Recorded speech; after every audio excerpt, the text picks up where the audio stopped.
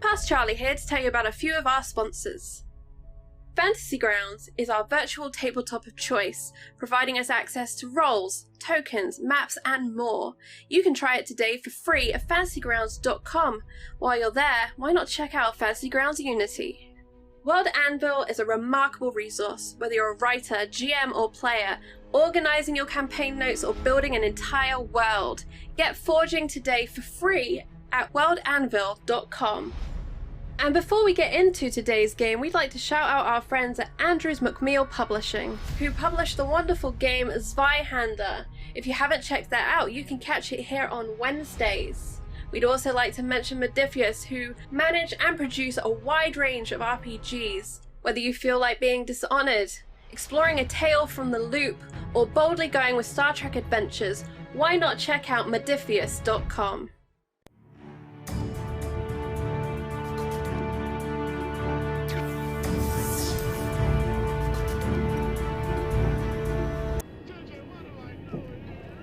JJ, what am I doing here? It's Monday. It's a Song of Ice and Fire. That means we are playing The Wall. And I would like to say hello to our wonderful cast who have assembled. Alyssa, unfortunately, due to internet problems, will not be with us today, but will be back tomorrow. And another change you might notice is the character art on our overlay. A major shout out to Shauna Flying Sirius, who came through and has made these beautiful pieces, which you will soon be able to find over on our World Anvil. And also, we will be putting them over on Patreon so that if you decide to play a Song of Ice and Fire, you may borrow our character art and use it as you would like for your own games. Let's go around and say hello to everybody. We're going to go clockwise, and that means we are beginning with the wonderful Kate. Hello, Kate. Hello. Hello, everyone. I am Kate Madison, Actors at Work on the various socials. I'm playing Urel. She's a wildling. She's kind of badass. She's more badass than I am, so we'll see. Although, you know, things can go wrong. It's Game of Thrones after all, so. I can't remember what else I need to say. I'm also on Twitch at twitch.tv/Kate Madison. And you were playing some Subnautica today, correct? Is that what I saw? Was. I've been playing Subnautica the last week, and this week I'm playing some Subnautica. I kind of do variety, so I've been doing couple of weeks maybe on a game, and then we might switch to something else, but might do some creative stuff over the next few weeks as well, so who knows. I'm playing it by ear a bit. I haven't been streaming like regularly for a long time. I've been on Twitch a while, but I've been very sporadic, and since COVID I've decided to lock down and just go, this is now my job, so this is what I'm doing. So pretty much find me daily. I love it. Yeah. And someone that I would like to lock down as a friend of the channel is the wonderful Dev, joining us again today. Hey everyone, Dev Preston here, Dev Presto Online. I'm playing the new recruit Laris to the Night's Watch. As we learned last week, his training is going a little rough. He has a lot still to learn. At the end of our last session, the wonderful Laris did, however, get a new weapon, a steelwood sword, which we have now got all statted up and ready for Recruit Laris to use as we continue the adventure. And someone I am excited to continue the adventure with is Pope. Hello, Pope. Hey, everybody, Pope here. Oh, it's good to be back in Frozen North. I am excited today to resume command as Commander Rael Dondarian and see what terrible things you all have in store. Love you, Chaos Chorus. See you soon. Someone else that we love, who is a humble member of our Chaos Chorus, but always a delight. The wonderful Matt. How are you doing, friend? Doing wonderful, Charlie. I am happy it is Monday again, and we are back on the wall. Like I said, we never skip wall day, so here we are. It might be summer, but it's nice and cold here.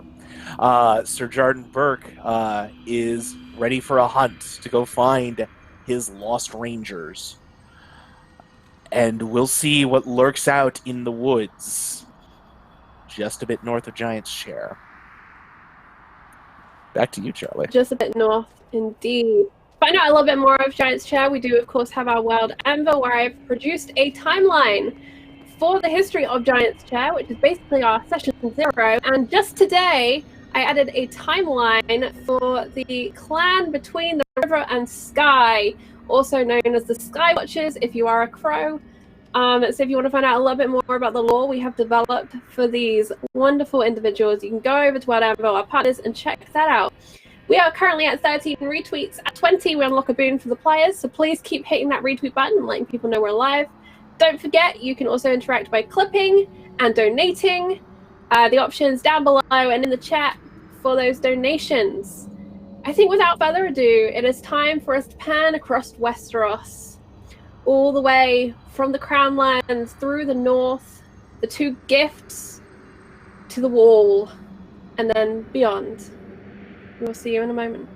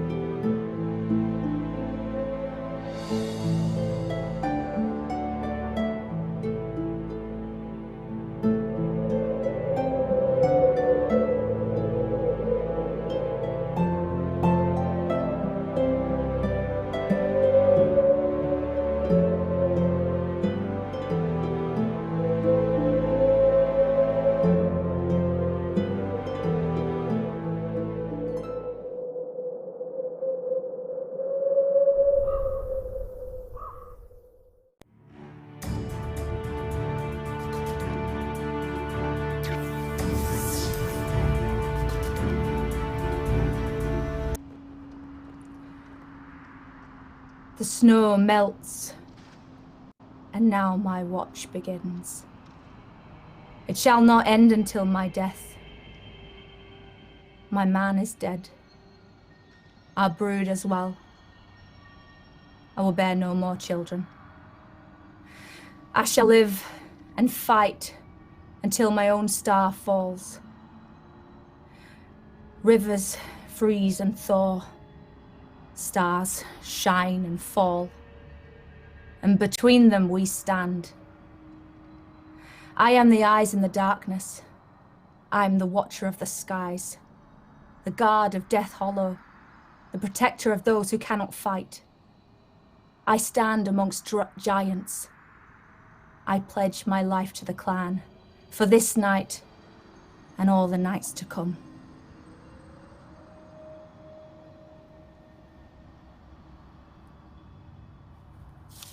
And it is one such night that we find ourselves trekking the north. You reached the mile marker stone where last the Night's Watch crow was seen. 6 men had set out. 1.5 men had returned. On your way there, Sir Jarden Burke and Recruit Laris, you would come across the Wildlings watching the road. Curious what the watch were up to, afraid. And you'd all agreed that if something was out there hunting in the woods, it was best for all of you to work together to find it. The night has gathered deep and dark. The snow, bright white, is now fading from your vision as you hanker closer to those yellow flamed torches that the Night Watch bear, and listen to the silence. The snow muffles nearly everything save for the horse's breath and your own heartbeat, which echoes around your brains.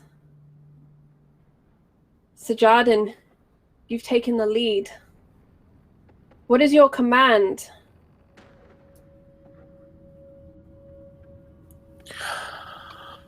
Sir Jarden's command, once they have reached the waypoint,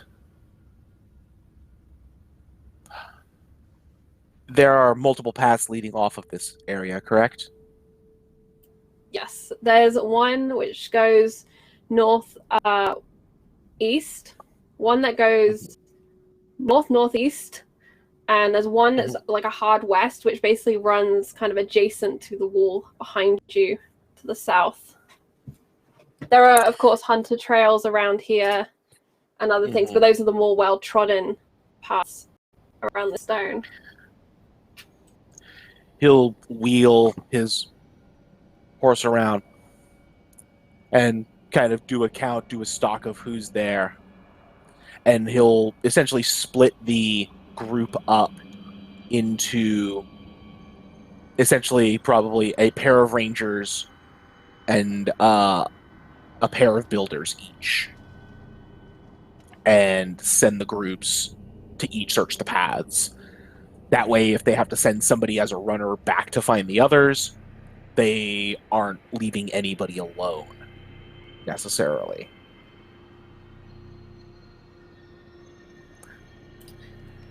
And which group do you travel with? I will be with the group headed to the northeast, and I will make sure Laris is with me. And Uriel, you are head of the Wildlings scout party. It had been your idea to see what the crows were doing, and your idea to buddy up with them. You have with you, I believe, 3 other people. You have... Oh, no, sorry, 2 other people, because you sent Ingrid back to camp. So you've got a couple of scouts with you, and you also have your familiar Shadowcat cohort, Cloud. Yeah. I think we would all travel with one of the groups. I don't trust us to split up and not have our necks slit. So we stay together. We're staying in one group. And I probably would stick with Jarden, even if I'm not keen on Laris. But Jarden seems like he's in charge. He's the one in charge, so makes sense to stay with him. And Sir Jarden, is it an agreement that everyone is to return to this rock after a certain length of time? What is the return order? The return order is basically, we're going to write out, we'll say no, if you start to see the moon set, it's time to come back. And you haven't found anything. If you find something, obviously, come back sooner. And sound the horn. Sound the horn. Perfect. It is, I believe, 2 horn blasts for danger. So that is what you will be listening for. Awesome. So, Laris, Sir Jarden, Uriel and the Wildlings, along with an additional builder and an additional ranger, you take the north-northeast path. This is heading at an angle, Uriel, that you would know will not coincide with where your camp is. You are much more true east of this stone. And pushing on, the night is growing closer to you. You can hear snow fall from branches. You can hear occasionally the crack of something moving in the darkness, but it's never close enough. It's never big enough, you hope.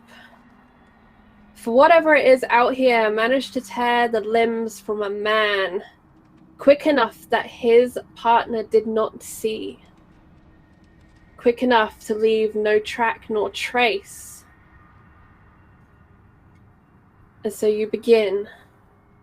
And I would like you all to make awareness notice checks if you are searching for the animal using your eyes and your ears. If you are using a survival track, looking for tracks, obviously, then you can roll survival track to attempt to see markings and the like that could give away a predator's path.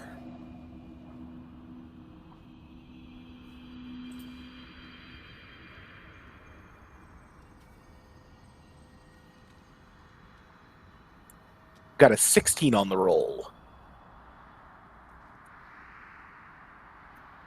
And what were you rolling, Matt? awareness notice. Perfect. And Kate? Muted. Sorry, my roll would be the same for both, but I probably am using track because I'm specifically looking for tracks to try and find this thing. And I rolled a 17. Awesome. And Laris? 17 on the notice. Perfect. So with watchful eyes and open ears, you look for a trace of something big enough to do what had been done. And Urel, you know to look at the ground because snow leaves easy marks, but you are what the crows call a sky watcher. And as you turn your head up, you see a damaged bough of a tree, a thick branch, crushed, splitting in two on a healthy tree. And as Urel's eyes go up, so do yours, Sir Burke. And you look, and you see that. And then moving your torch up and out beyond with your awareness notice, you see what appears to be two large footprints in the snow just beyond. Whatever had been in that tree has dropped down and moved across the earth here. Laris, do the tracks... you hear... Go ahead. Well, go ahead. No, it's fine. Go ahead. Laris, you hear another cracking in the distance, which then catches the ear of Sir Jardin and Urel as well, as all of you are on high alert. What would you like to ask Matt about the tracks that you can see? What kind of tracks do they look like? Do they look like bird or hoofs or like what kind of track? Would you move closer to inspect the tracks? They are probably about 15 feet away from you. You can kind of just see them because there's a deep imprint in the snow over there, and you were looking down from that branch. I'll approach warily, yeah. Okay. Pushing forwards, you raise your torch, and that golden light from it cascades down, and you see these are wide, and they are long.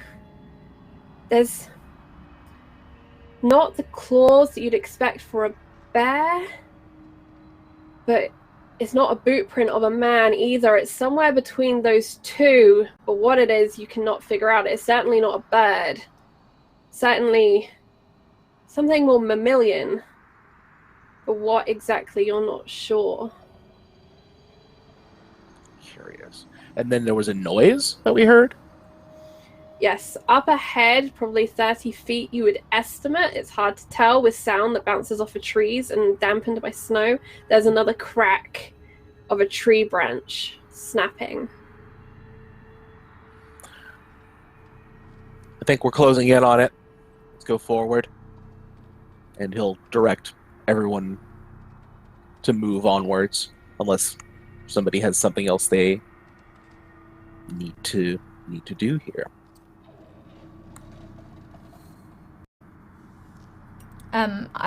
Do I see the tracks and do I recognize them? Do I get an idea of what kind of creature this is? You live north of the wall and you have grown up with the clan, so I think this would be a cunning memory to attempt to figure out what this is and if you've seen anything like it before or heard story of something like it before. I rolled a 10. A 10, that's good. My cunning. So you first consider that this is a very, very large man, which says to you giant.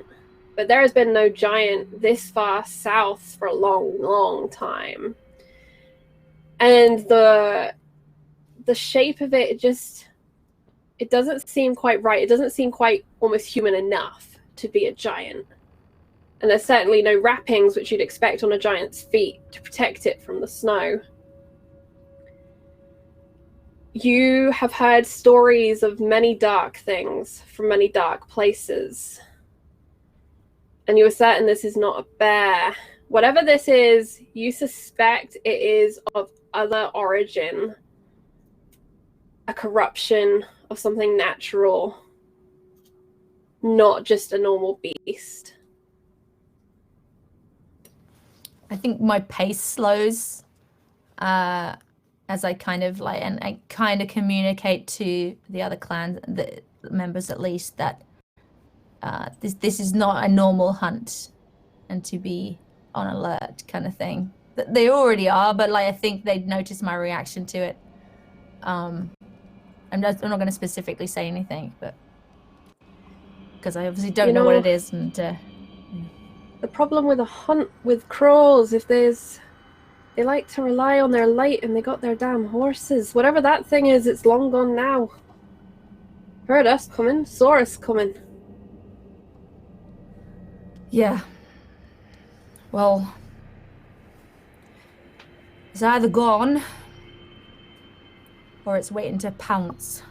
Either way, I don't like it. Well, then the question is, are we chasing it and keeping it away, or are we hoping that it stays away?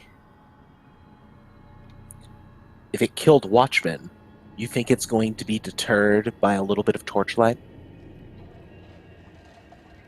No, but it was smart enough not to take your second man. Or maybe it just didn't want to. Maybe it was setting a trap.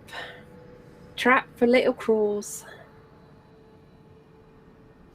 And Jordan, this wildling, you can tell, is kind of baiting you. There's a taunt to this. He doesn't like that you've teamed up, and he's willing to remind you of it every time he looks at you. Mm-hmm. And he rolls a 9, 10, 11 on a taunt. 11 does that. Yes, that does. Okay, so on a success with a taunt, I'm just going to do this as a simple intrigue. Essentially, what happens is he's convincing you into action. Mm-hmm. We are not so easily cowed, and we have the numbers against this thing.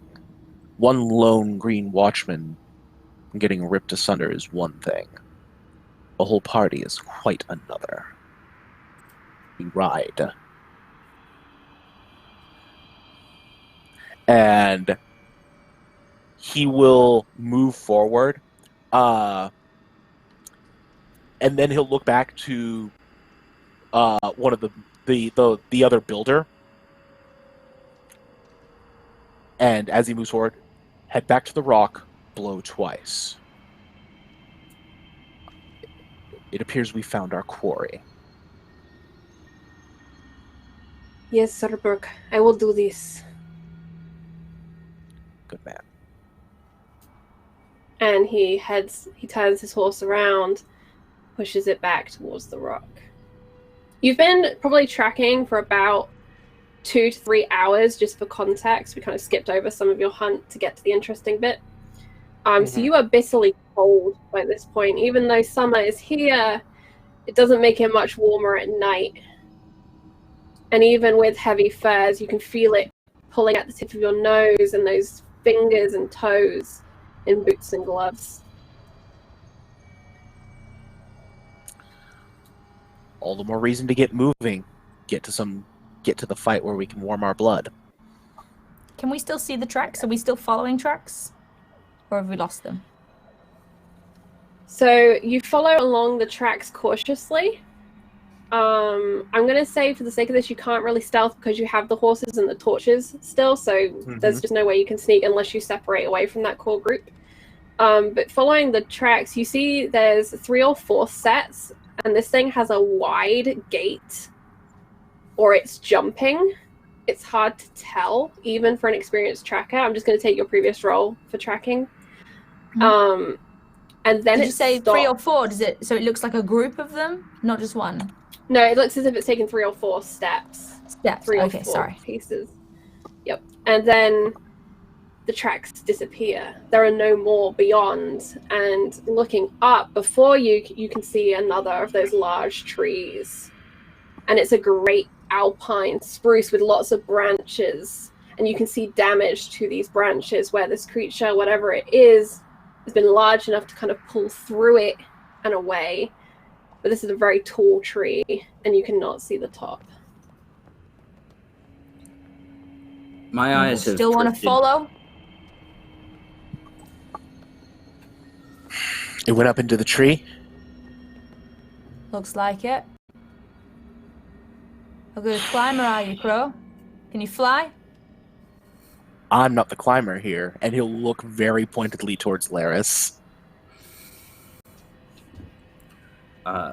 Laris looks suspiciously at the Wildlings. The last time there was something that frightened him from a tree, it was them.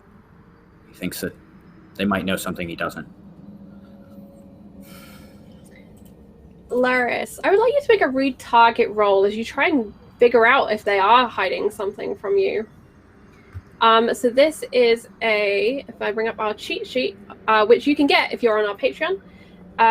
Read target is, let me find the thing, awareness empathy test versus your target's passive deception. If successful, you learn your target's disposition towards you, their technique. I'll let you know if they're being deceptive or not. And you'll get plus 1d to your next persuasion test.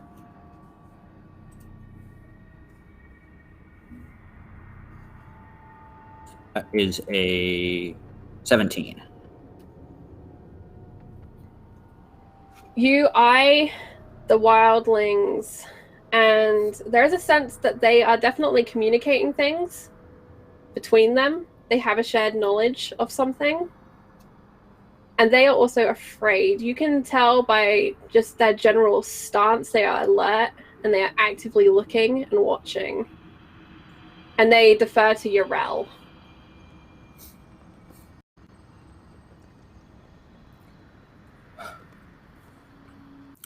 Looking to Jarden. Up the tree, then, is the command here. See if you can see something. Maybe flush it out. And he looks back to the rangers that are along. Knock arrows.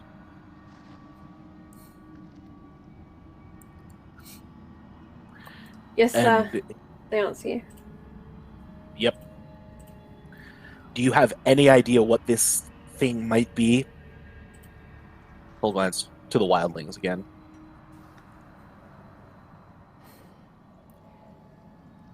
No specifics, no. Its gait is like a giant, but it's not wearing coverings on its feet. It's not a bear. It's some sort of other, and it's large. It'll probably kill us all real quick. Good luck climbing a tree. And I kind of back up to be able, like, if something's going to leap down out of this tree or any other, I want to be ready, kind of thing. I don't want to be standing in the open. I'm going to be backing up against another tree, ready. Recruit. Get eyes on it. Once you get that, come back down.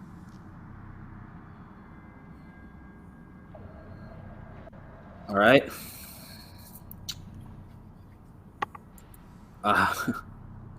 You said Urel is put her back against another tree. Yeah, she's Larry? like, because I guess we were all like almost under the tree, and she doesn't want to be under this tree no more. So, backing up near other trees with a bit of defense, ready for if something leaps down. I expect think the you've other got the right wildlings idea. following suit. Sorry. Jarden draws his blade. And snow begins to tumble down from above you, Laris. And a massive thank you to Dr. Grimbo, who has donated 2 gift subs. We are 3 away from our event unlock on subs, and we are not far away from that boon unlock with retweets, so thank you very much.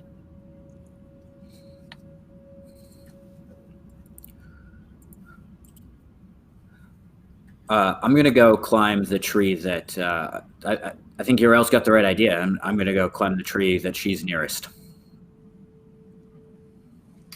So you choose a different tree to climb, not the one immediately above you, which seems very sensible to me as well. I'd like you to make a climb check. I think that comes under athletics for a specialty. Let's see, that is bonus.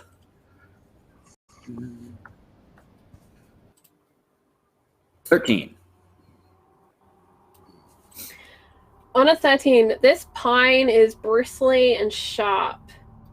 You are a talented climber, and you manage to pick your way between the branches, and at least it has many of those on which to step and grab and leverage your way up. You climb up and up into the darkness, out of the glow of the torches, and your vision, it becomes harder for you to see unless you have Eyes of the Night benefit. I don't. Okay, cool. You can't see in the dark. Good to know. So you creep up and up this tree, and you peer out. And as the tree kind of grows higher, so it kind of interlocks with a number of its neighboring trees at points where they fluff out. And you push your way up through this canopy to the next and turn. And then there's darkness. Down below, Uriel, you hear the sound of the branches under Laris's deft feet. And in his hands, you can feel the snow powder dropping down on you, and then large clods of it as more is dislodged from this tree. I'm moving to another tree. So I'm not going to get either fell on by him or a creature or anything else. And you move around. Sebek, what do you do as Laris climbs this tree? Just so I know where you are. I'm shifting around towards another part of the wood,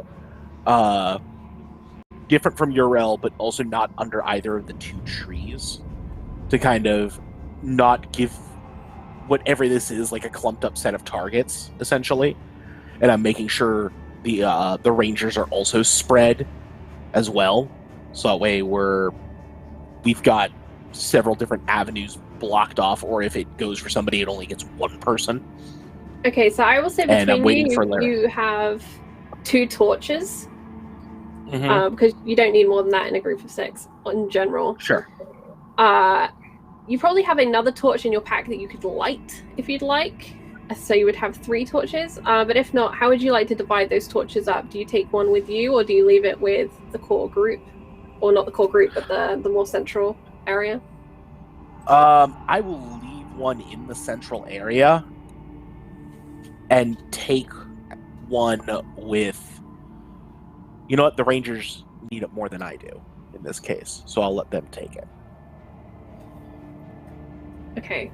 You push out to the edge of that torchlight so that you can still see, scouting around, eyes up, along with everyone else's. And there's a moment of quiet and stillness as Laris, you reach that highest point you can, and your eyes begin to adjust to the dark. It's still difficult to see up here, but I'd like you to make an awareness notice check. Okay.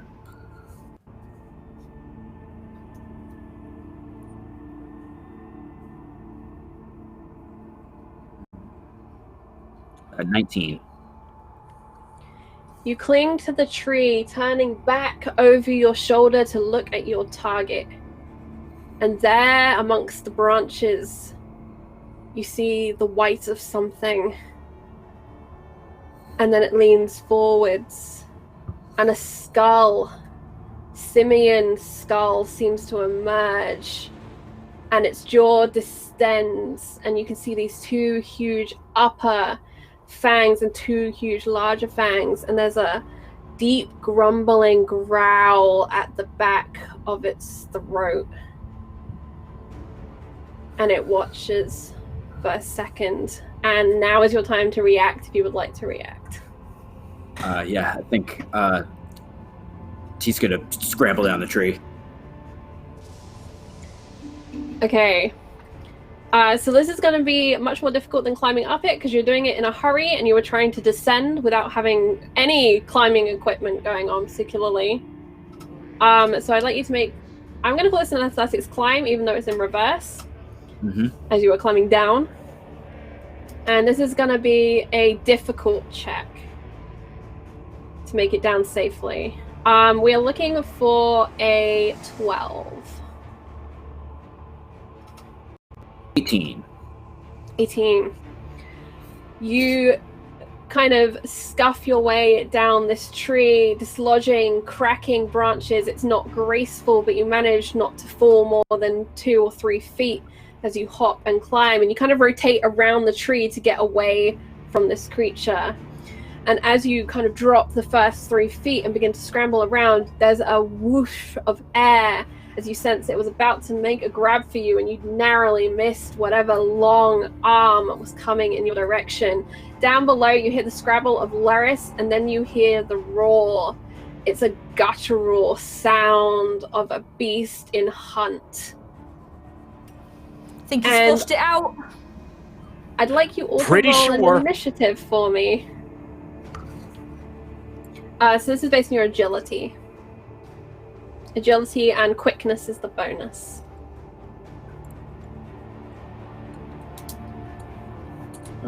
14 for Dev. 17 Oh, wait. 17 for me, actually. 17. for Urel. 14 for me. I'm gonna put Laris as acting before Burke just for this, because Laris got to see the creature first. So, Laris, you drop down from that tree as quick as you can, reaching the earth. Urel, Burke, the ranger, the other builder, and the 2 wildlings have readied bows and weapons. And that will bring us, I'm going to say, to the top of the round, which is going to be Urel, your action, and the wildlings are going to act with you. Okay. Can I see it yet? You cannot yet see it, but there is movement in the trees above you.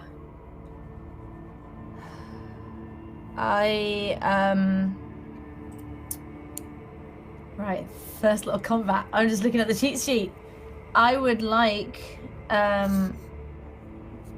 because I can't see or attack anything at this point, I would like to kind of just, I've got one of my spears out, and I want to kind of almost like, not quite jab it into the earth, but like rest it into the earth and kind of like hold it in a position, like trying to be ready if something starts leaping out of a tree, that I can kind of just get under it so that it basically spears itself, is the thinking. Oh, cool. I like that. Okay, so you're almost setting a trap for this creature. Yeah, just ready for something if it leaps. I don't know if I'm able to move as that happens. If I'm you know going what to I call mean. this cunning quickness. Okay. As you are trying to anticipate a creature's movements, and it's going to require you to move quickly to effectively get this spear in place. Okay. Is that a roll that I'm doing? Yes, so roll Right, cunning sorry. plus quickness. Cunning plus quickness. Oh. Ooh, wait. Oh, so I don't have... Wait a minute. You don't have Is a quickness quickness bonus, a so specialty? it is, yes. It comes Okay. under agility. Okay. So I don't have that. But so am I rolling agility or cunning? Sorry, just trying to figure out just be because I got cunning. that minus. So I just roll the cunning one. Just Okay. roll your cunning. Yep. Yep. Here we go then. That is a 15. Very good. All right. So that trap is set, and you are ready. The second, if the creature drops, you have your spear at the go, and we will hopefully come back don't to end that. up underneath it myself. I'm going to say for this round, Laris, you've taken your action by coming down the tree, and we're going to go to Burke. And the wildlings are basically just tracking the top of this tree. That's their action. They're just waiting. Mm-hmm. Yeah.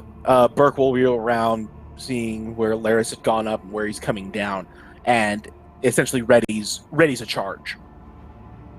As soon as he sees something that is not Laris come out of that tree, he's going at it.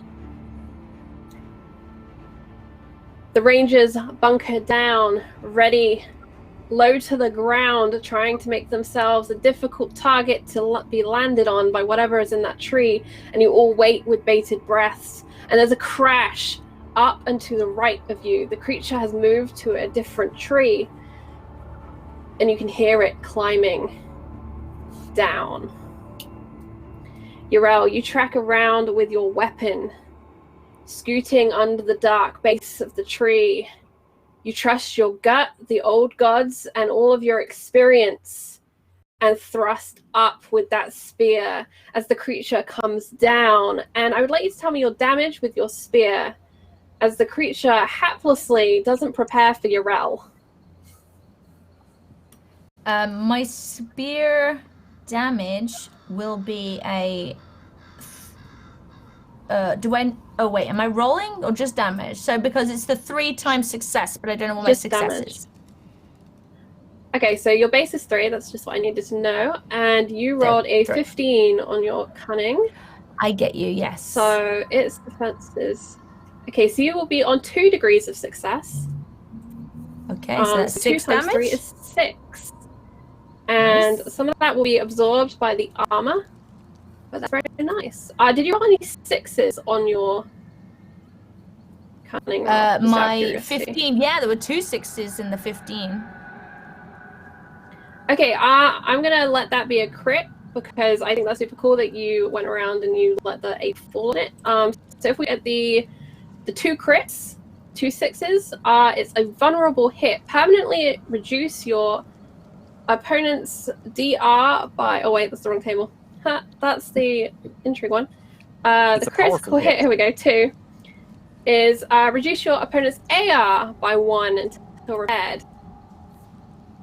So you have done some significant Nice. damage to this creature. Normally it's double the target, but just for this, because I think it's super cool, we're going to take the crits on that. Okay. So you have done a wound to this creature, and it staggers backwards, the spear still in it, back towards the tree behind it.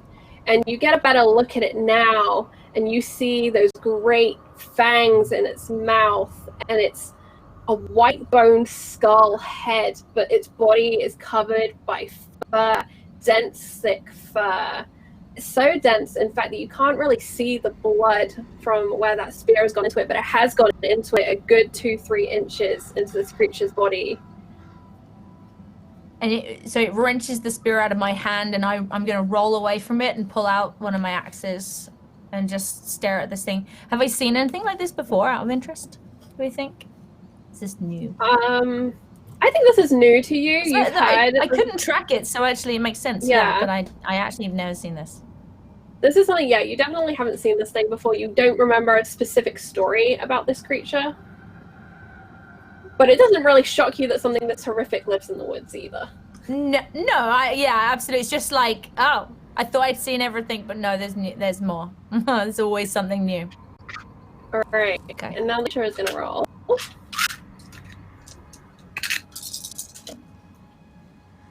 6, 10, 13, 16, 20. Yrel, what is your armor rating? Oh, sorry, your defense. Your defense, not your armor rating. Combat defense. My combat defense is, well, it's a 9 if I've got my handouts out, which I've just pulled out. You do, yeah. All right. So with a 20, that is double your combat defense, which unlocks the crit. So it's going to do 1 crit against you. Okay. And essentially what it does is it lunges forwards with its fangs and mouth and grabs onto you and pulls you closer so it can take a bite out of you. And its bite is going to do, look up the damage. So the crit is going to be ignores 2 of your opponent's AR. So if you're wearing any armor, it's going to ignore that. Okay. For 2 points, and it is going to do... I've lost my sheet. Got too many sheets open. Scrolling up, bear with. It is going to do... I think 3 is the base. Let me double check. So is that 3 off sorry, my it's health? 4 base. 4 base, Okay. and it did 20 against you, and you're on 9. So 9 is 1, 14 is 2, 19 is 3. So 3 times 4 is 12, and it's ignoring 2 of your armor rating. So it's 12 damage? Yeah. I'm sorry, I'm trying to keep up. So my health is 12. Am I dead? Just instantly dead? Okay, no, you're not. So there's a couple of things you can do. Is firstly, you can take an injury, which will absorb damage equal to your endurance, and will give you a -1 to your rolls. Or you can take a wound and ignore all of the damage. You will be at -1d to all tests. You can take a number of injuries or wounds equal to your endurance before you die. Okay. And my endurance is 4. Okay. So if you were to take an injury, you ignore 4 of that and take 8 damage plus the -1 to tests. Or you can absorb all of it and take a -1d to all tests. And you will still have all of your health. This is a tricky decision, but those are kind of your 2 options. Otherwise, it's gonna do a really nasty thing to you, and your friends are gonna have to get in there quick to save your life. Sure. I think because I feel like this fight is not over yet, so I'm gonna take an injury for that. Right? Okay. So you will take 8 damage to your health. I still take 8 damage. Ooh, Jesus. Yeah, because you're only reduced it by your endurance rank. But if you take a wound, then you'll ignore all of it, but it's a -1d to all your tests until you're healed. But do you have more than 2 points of armor? Just out of curiosity. So the armor is not. So the armor rating I have is 2, just for soft armor. Oh, okay. Yeah, so it got through that. It's got those piercing. I only went for the soft leather in the end. I don't know. Maybe she would have been wearing more, but I didn't do that. So there you go. Okay. Sorry, this is where I falter on the maths front. So it's okay. It's not fast 12 combat. It's absolutely fine. Yeah. I would take 8. You could take 2 injuries and only take 4 damage, but you would be at -2 to your tests. Ooh. I think only a -1 would be nice. So I take 1 injury. I click that button, and I take. There's a whole damage track thing here. Do I click on all of these? Does that help? It's up to you. Whatever helps you track it. Whatever says to you, this is how many health points I have left. This is how many injuries I've taken. That's the important thing. I've also made a note. So you have, okay. So I mean, am I correct in thinking if I've taken 8 damage, I'm down to 3 health, as well as being injured? You'll be down to 4 health. Down to 4 health. Yeah, because you've got 12 hit points. 12 minus 8 is 4. Oh yeah, see, again, me and maths. That's okay. Okay, so 4 health. Right, I'm just gonna highlight that as 4 health points. That's great. And -d to fighting, did you say? Or to It's just -1 to your test results. Not a -1d or anything, just whatever your outcome of the number, just -1 off of it. Injuries are way less severe. The drop thing. Yeah, not a drop thing, it's just a -1 to your total. Injuries are way less severe, but they do much less in terms of soaking that damage.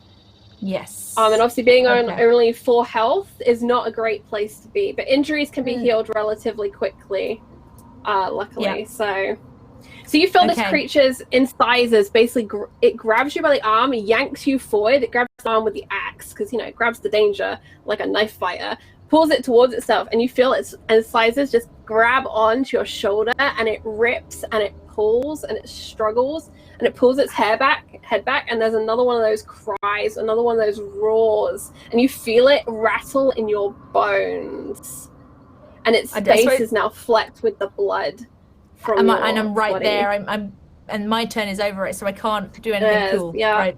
Not right now. Just stand there, try and pretend to look like I'm not afraid, but right as this happens, Laris, Burke, you can kind of see Urel scout around. You hear the cry of the creature. You then hear another cry as it howls in victory, having latched on to Urel, doing damage to her. And Laris, you're up in the combat turn. I think Laris hits the ground, his face turning white as the snow around him. And I imagine, if this sounds fair to you, that he would have taken his crossbow. I don't think it's loaded, but I think he probably would have taken it to the base of the tree before climbing it. And so I probably want to find that, get that ready to go. Alright, so you've got... I'm going to just say you've got your crossbow out because it's way cooler to let you shoot the thing than it is to make you faff around with the crossbow. So you pull it up from your side, you scout around the tree. I'm going to say you're not able to take an aim action. It would just literally be a fire kind of situation as you would be a snapshot if you wish to shoot it right now. Or you can, of course, hold fire and just let it chew on your roll. I'm cool with that. Yeah, I mean, I should take a shot. Can I take my my will test to see how terrified I am? Now let us roll your will test. So you need to roll a 12 or above. Otherwise, your Craven will take effect, and you will be on -1 dice to all tests for this combat. So that's a 13. You feel so brave. Yeah. So even though your hands quake as you pull up the crossbow, you see what this creature has done to Yarel, and you feel a kick, a surge of adrenaline. And Laris, what do you do? All right, let's take a shot here. See if we can, I guess, draw some help. Also, massive thank you to chat. We did just hit 5 subs, so an event is going to happen. I'm going to pile that into this. It's going to be terribly exciting. Thank you all so much. So I rolled a 7. Okay, that is your attack roll. Mm-hmm. That will unfortunately not hit its defense. So the way I'm going to describe this is you take the shot and it kind of sees you come round and it kind of lurches just to the side and your bolt straight out and misses the creature. And the builder that's with you has stalked around and you can see him coming around the back of the creature in an attempt to flank. I'm going to roll a stealth for him to see if he can help you out. He is successful on his stealth, but he is moving more slowly because of stealth, and it's going to not be until next round that he's going to be able to attempt to shank this creature. The wildlings, Yarel, you can hear them moving around. They're attempting to get a good distance because they've got their bows out right now, and they'll need to change weapons to attack with something else. Which brings us to Burke. And you also have your ranger with you, Burke. Yeah. Well, I think Jarden's gonna... Like, Laris missed, but at least he tried. Okay. And then... Yeah, Rangers loose. Rangers should be loosing their shots at this thing now. If they can get the shot. Alright, I will make a ranger roll, and what do you do? And then after they shoot, and he can see the results of that, he is going to do essentially a ride-by attack. Just like ride past, take a hack at this thing. The ranger lets out his shot, and you see the arrow hit the creature, but it just looks almost like a tiny thorn in this creature's rump. It seems to do very little. The creature doesn't even react. It's busy with its prey and its grasp. And all right, you do your ride-by. So roll for ride-by, sir. I'm looking. I have things, I swear. Hey.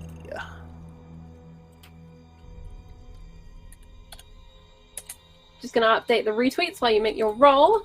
I'm trying to keep on top of everything this week. 16 on the dice. That is a success. Describe for me this run-in on your horse. So, he spurs the horse to just roll in. And he's letting out this roaring battle cry. Hopefully, like, he'll distract the creature long enough for maybe Yarel to get an escape or something.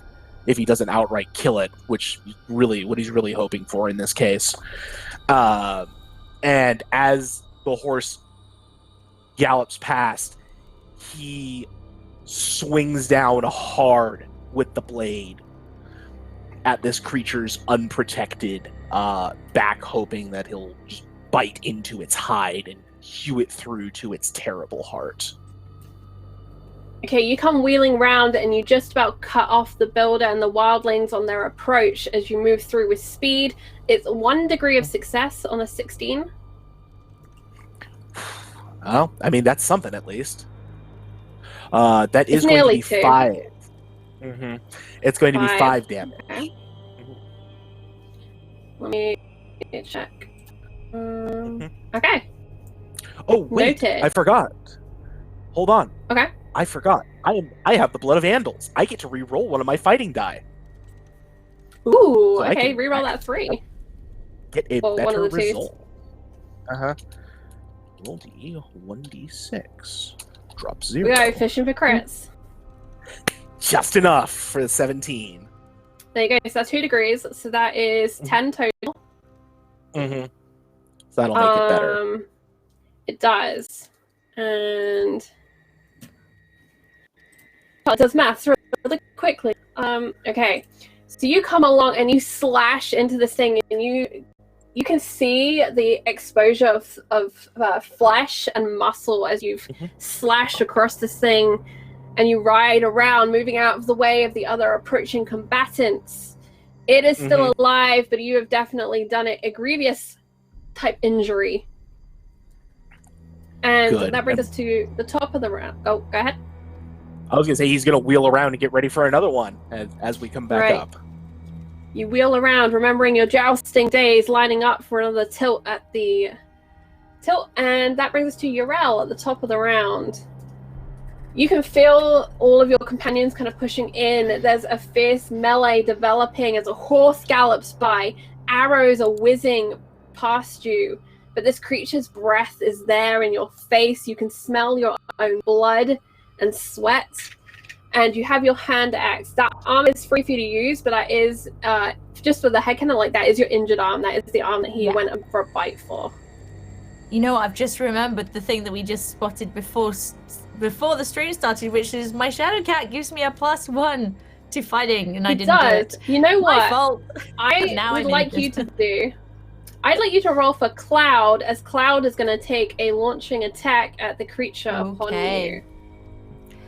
Lest we forget the Shadowcat. So this what happens is, as Sabirk kind of wheels around and tries to get another good run up, out of the darkness comes bounding this cat in a charging bite attack, which you can do and do more damage, because I also have a Shadowcat in a different game. Right, yes. So I am so fighting is 4. Okay. And it doesn't drop anything. Hold on.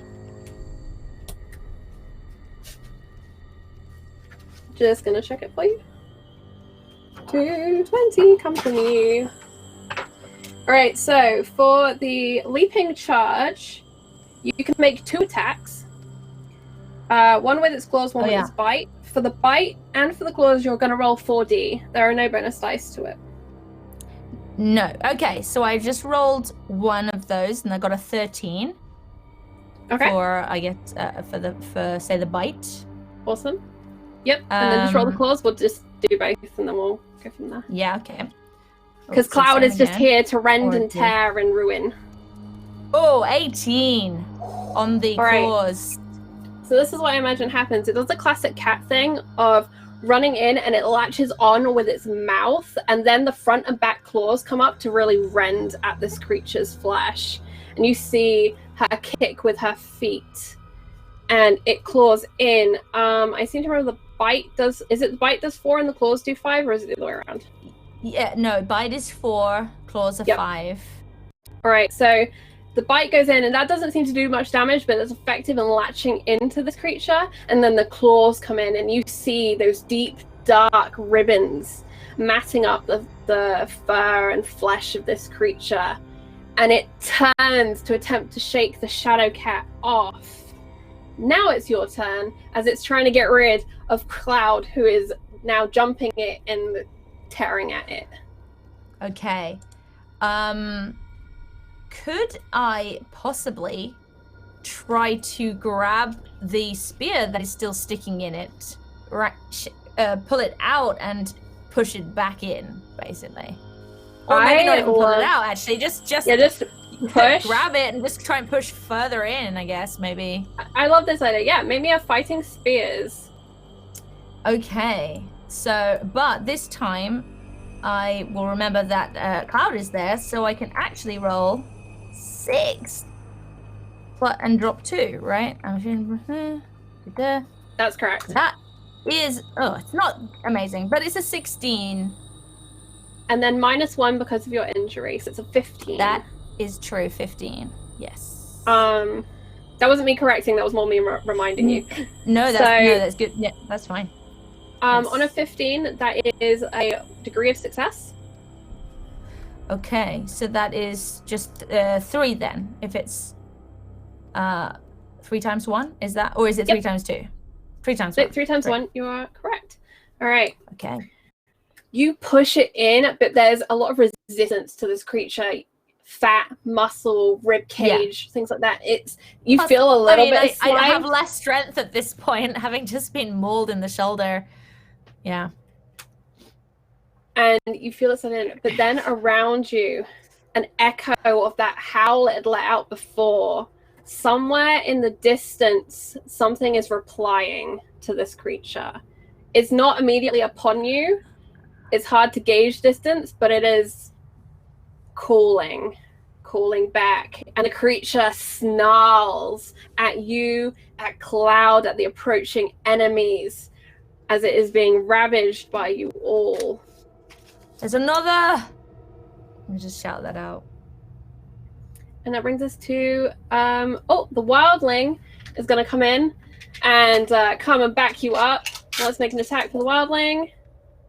Okay, it does not do a good job. That Wildling did a bad job. So this is how I imagine it happens, is the Wildling comes running in this chaos and kind of slips and hits a root and comes forward with the knife, and the creature just dodges out the way. And the second Wildling takes a shot, and I'm going to say that one misses as well, just so I don't need to roll again. And you feel a bolt just kind of whiz past you, as this is a frantic action and melee, as things are changing rapidly in the dark. And that brings us to Laris. The creature, you can tell, has severe injuries. It's been sliced across the back. The shadow cat has been rending into it, as well as your rat with spear.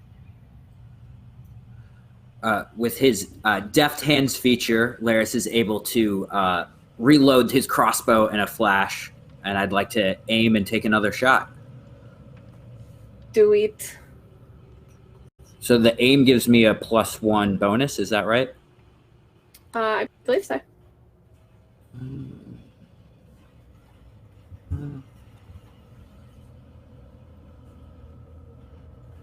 Yes, +1 bonus. And you also gain a +1 bonus because you succeeded on your test. Woohoo! So roll another one in case you get a 6. I had that one already. Oh, you already added that one? Mm-hmm. Okay, perfect. So 16, that is 1 degree of success. Your arrow, your crossbow bolt, right? It's crossbow? Crossbow, yeah. Straight out. And it's one of those like Kevin Costner, Robin Hood kind of arrow vision moments, as we see it come soaring out, and it just gets this creature in what you think is its knee, and it kind of drops down and staggers as that second, I'm going to say this is when the second Wildling shoots and the arrow just goes wild as all of this is happening kind of simultaneously. And Burke, you come wheeling around for your next attack. That ranger's going to take his shot as well, and he's calling out, there's another. Trying to communicate with you all. Oh, the ranger does good. I'm going to make a note of that damage. Burke, you come wheeling around on your horse. What's your horse's name? The horse's name is Beak. Beak, perfect. Beak's a fantastic name. Always name the things you love so you know when you lose them. Mm-hmm. Well, we have to eat it later. Wait, what? Anyways. I'm sorry, I'm a monster. We're all monsters. He will ride Beak in again, and this time, since the thing is on its knees, he can try and take a swing for its head and try and cleave that up. Try and decapitate this monstrosity. Mm-hmm. As around you, there's that sensation of the woods having eyes. 21 heroic. And because I can, I'm going to go crit fishing because I'm a mean person. All right, fish for the crit. Nah, we're fine. No. Nah, on a 21, it is not unfortunately double, but I think this is super cool, so I'm going to let you have those 2 6s as a crit in addition to your damage. Sweet. So again, you're going to ignore some of its armor rating, which is going to remove some of its ability to soak what you're doing. And how much damage is that? That is, hang on. Yeah, 1, it's like 2, still 3. 2 degrees. I think it's Should 3 be. degrees. 12 12 is 1, 17 is 2. Yeah. 2. Oh, 22 It'd be would be 22. 3. Yeah, I'm off Yeah. by 1. That's why. We tried. I was trying. I know. That's fine. 10 damage with ignoring 2 armor. Matt.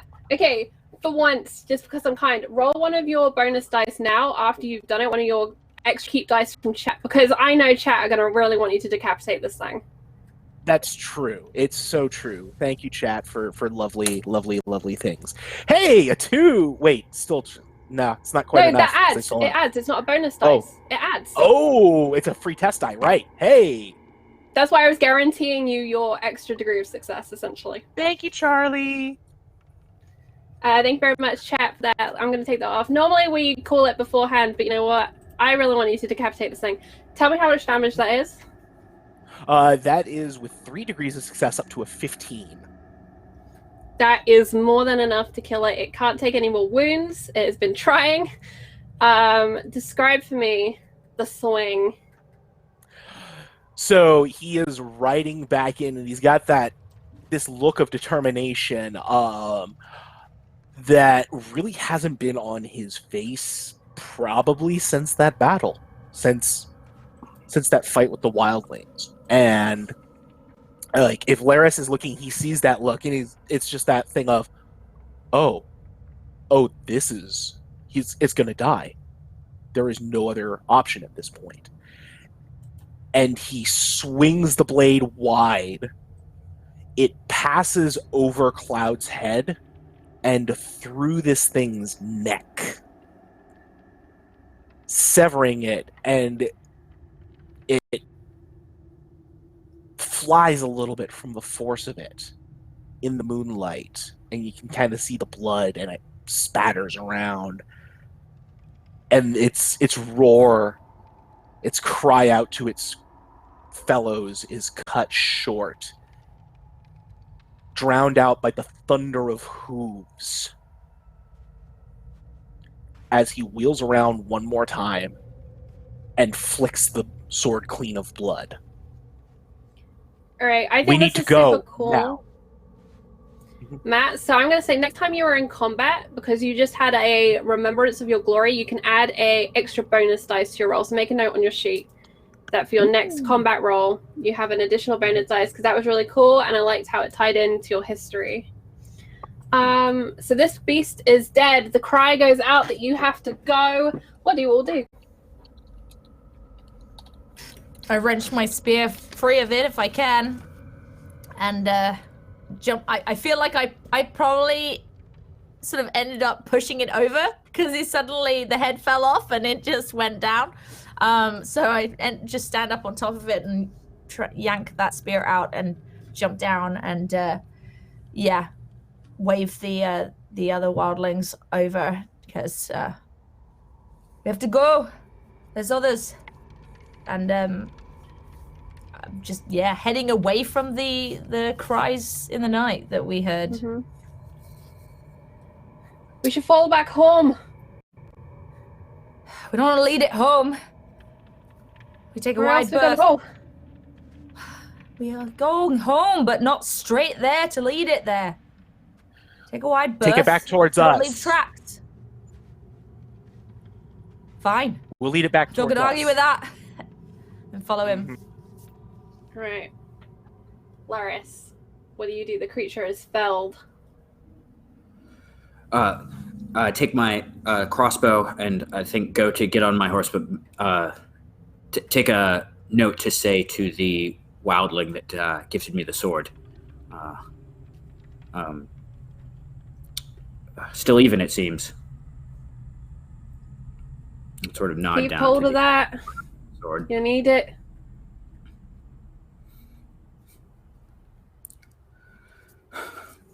Grabbing it. It's bad luck to give back a blade if it's not been blooded. Oh, I won't be giving it back, but glad I didn't need it yet. Crows. And he takes off running after Yarel. And the wildlings are swift on their feet, even here in the dark, following the trodden path as you remount your horses if you've dismounted and start the gallop. Do you go directly back to the stone? Do you go another direction? So Jordan, you are leading the reroute. We're gonna roll them back to the stone, so at the very least we can signal our men to get the hell back, because the woods are no longer our territory for the night. And the ranger who has been with you but calls that you should take the creature with you so that you can examine it, figure out what it is. As they start to ride off, he will reach down, lean down, snag the head to sack, essentially. Mm-hmm. Because we're not dragging that whole bulk back with us. Not if we want to get out of here. I like it. It's a good exchange. It gave you back half a man and you take just its head. And away you go, fleet through the night. It's a couple of hours, even at a hard press, because it's a dark, wintry forest that you are riding through, but you are determined, and you can see the condensation rising up off of your horse's flanks. And out in the night, you hear two sharp horn blows from another of the party. They have been attacked. The third party, I'm going to say you split into three parties just for ease. Mm-hmm. The third party has returned and are waiting for you. They quickly report they'd seen no sign of anything and had come back hearing the cry of a creature out in the night. We found one of them. There are more. The other group might have been attacked. I don't want to leave them out here. I will blow the horn twice and see if we hear any response. All right. And we're going to pan across south towards the wall to Giant's Chair. Commander Dondarian, you've kept a vigil for the injured man, keeping tabs upon him until he does at last pass. The Maester done all he could, and although the Maester is not particularly adept in your opinion, it was definitely a valiant effort to attempt to save this man from blood loss. But it was that in the end that took him. Not enough supplies at the wall. Not enough to save a man like that. And it is then that you hear out in the night a distant, terrible sound. The cry of two horns. An attack on Night's Watchmen. What do you do? Immediately get up. Heads to the armory. Grabs a shield, spear, sword. Gets a contingent of rangers with him. No horses. If we're going to have to fall back, we're going to have to fall back. But takes the lift down. And is there at the end of the lift, the northern side of the wall, waiting.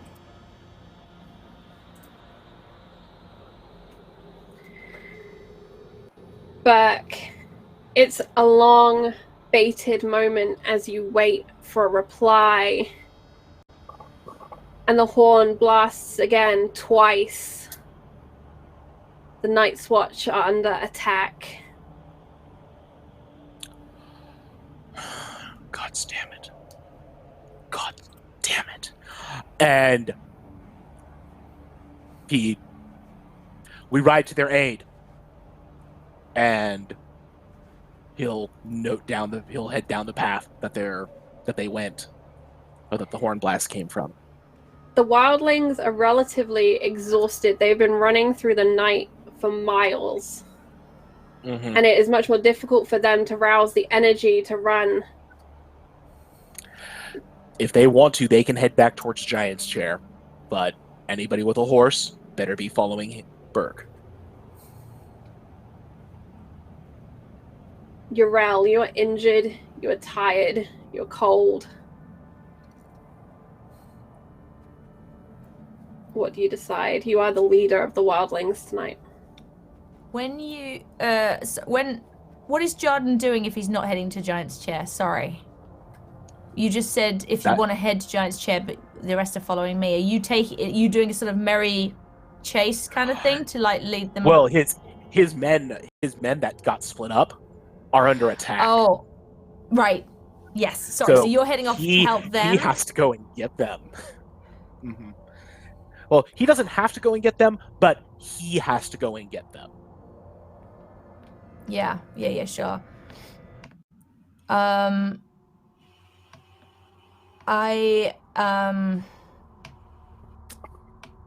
think I will send. I mean, I don't think I can probably keep up if he's going to gallop off on horseback. I can't really keep up. But she has no desire to just head off to the wall, like, because with no context and stuff. So, even though curiosity she wants to go there a little bit. So an option for you would be you can either get on a horse with the rangers, because they are only riding one a man. It wouldn't be comfortable or pleasant, but that is possible. Or obviously you can make a decision to go to the wall or circle back towards home. I will tell the others to head home, leaving no trace, like covering their tracks. And warning, the clan what is actually out there and what we've seen, and I will shout up to Jarden, and I'll put my hand up to ask him to like lift me up. Never one to say no to a lady, and he'll heft her up. And I get on the back. Because I want to know what these if there's more of these creatures and where they are. I don't know where the other group went off to. Are they close to camp? Like, she, much as she needs to go, she knows she needs to go back to Runa and get healed up, and that she's in no real position to be fighting. She needs the intel really more than anything, so she's risking it. If the others wildlings want to stay, they can do the same. But I've kind of said to them, like, go, yeah, you kind of get the feeling like the wildlings eye the other rangers' horses, and then they're eyeing the rangers, and they don't trust them, and they're not happy either that you're going. But it's the kind of night where they're not going to argue about it right now, and they're going to go and look after their people, and you can go on your fool's errand. Is the kind of consensus. This definitely feels a little bit like she's on a suicide mission, and she kind of gives them a look of like. Kind of, it's got to be done. That she doesn't like the idea of it. But you're gonna go. Come back alone at least. Don't go bringing them with you. Yeah. Just tell me where to let you off. All right. I have a question for Pope. When Dondarian descends the wall and comes down, do you reply to the horns with a "We're coming"? I think which would just be like one blast essentially. Or are you just waiting? You're muted, Pope. I'm going to have them blast the call that they should fall back. Okay. And you fall back to the wall. Also going to send a runner to get the siege weapons ready. Ooh, okay. Giant's Chair arms itself.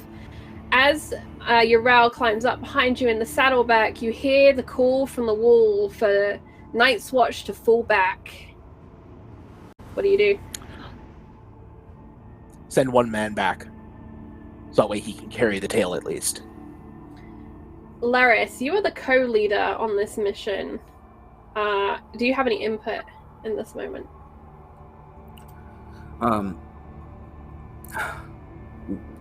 We can't go back alone, Jarden. We should go and help them make sure that they can get on horse and get back to the wall. So I'll come with you. Not leaving men behind. Not if I can help it. And you set out into the dark. Jarden, as you are leading, I'd like you to make the awareness notice, which we're going to say that you're listening to figure out where in the woods these men are. Dondarian, you hear no reply to your horn's call. 11. 11. Hell. Okay, make a note.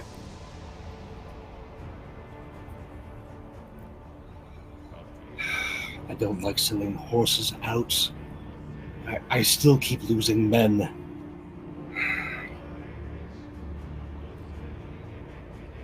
The morning comes Give me- late, but it is beginning to arrive and the world lightening, at least here by the wall where the area has been stripped of trees.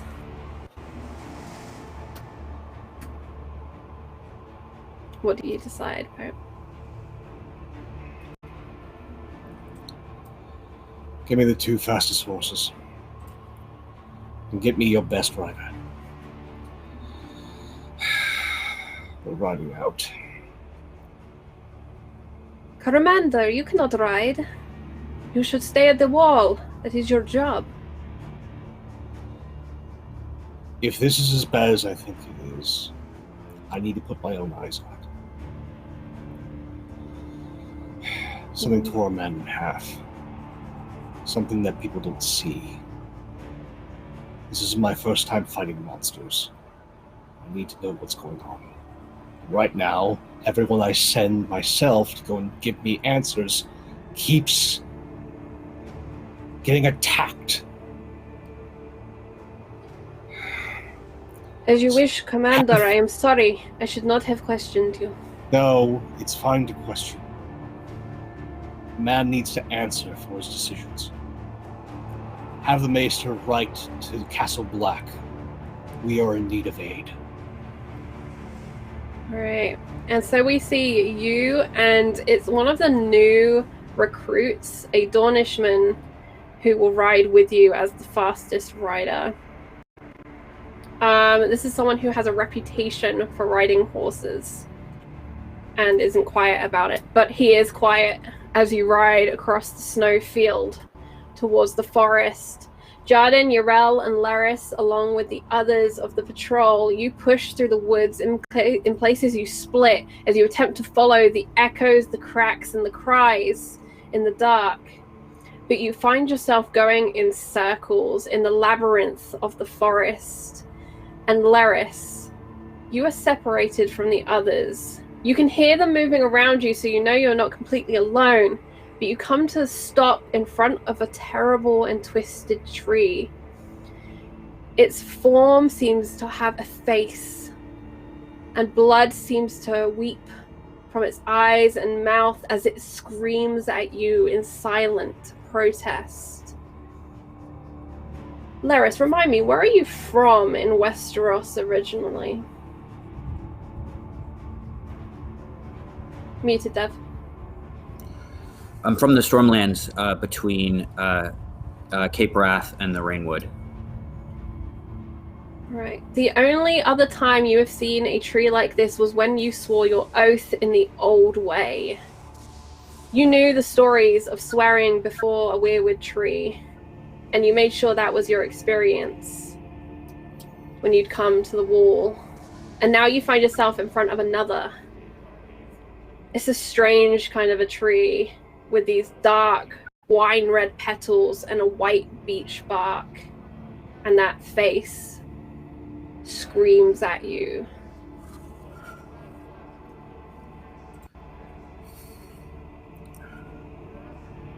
I think Laris slows the horse, approaches towards the tree, and listens to the sounds to hear, to figure out if there's not just where the other riders might have been, but listening for sounds of any conflict. All right. Do you close your eyes to focus your senses to just listening, or do you leave them open? He'll close his eyes. You close your eyes and you feel the wind pulling at your hair, chilling this thin film of perspiration that clings there. You hear the riders around you back with Urel, the other builders, the other rangers. They become more distant as you listen, but you push your hearing as hard as you can, trying to hear the clank of steel, trying to hear the horn blasts, the sound of that creature. And in your mind's eye, you can see that skull emerging once more from the dark of that alpine tree. It's great in sizes and canines leering at you, and the moment you let go, and there's that falling sensation in the pit of your stomach. And I need you to make an animal handling check for me. Okay. This will with ride specialty. Okay.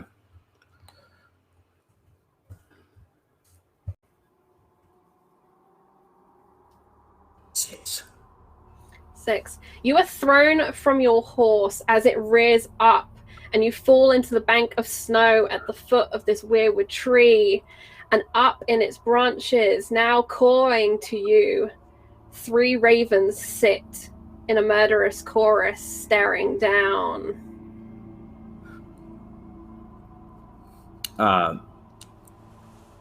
Laris, I'm gonna climb the tree. All right. So make a climb test. This will be relatively easy because weirwoods are twisted and they have nice low branches and they're nicely spread out for climbing. Kate has just put a nice reminder in our green room chat that destiny points exist, and it's something I always forget about as well. That's an 18 on the climb. So the climb is easy for you, and you find yourself easily able to find a perch or a resting place in its branches, or to climb to the very top. It's not an especially tall tree. It's not as tall as the alpines, but it's more like an old oak. If you can visualize one of those, it's that kind of 10, 15 plus. I think Laris is following the ravens. Not sure if they're mocking him or calling him, but climbing to see. Maybe they see something he doesn't. And as you climb, so they climb too, hopping up from branch to branch, all 3 of them, and they caw at you and they lunge at you, but it doesn't deter you in this instance as you reach the top, and they sit watching you on the branch, and then in synchronized flutter of wings take flight in a direction northwest and away. And as you scan the dawn horizon, you can see a thin trail of smoke pouring out from between trees. If you'd like to see more, that would be an awareness and notice test, but that's what you get for free. Sure, yeah, I'll definitely try and see more. That is horrifying.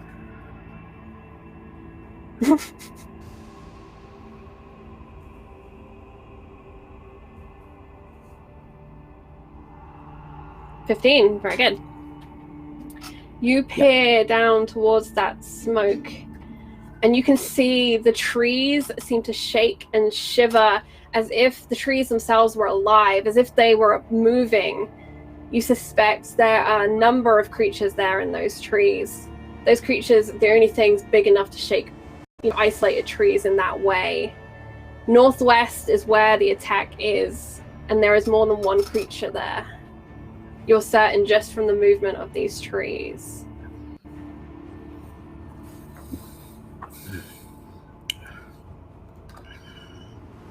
P.S. This is the event, not the extra monsters. They were always there.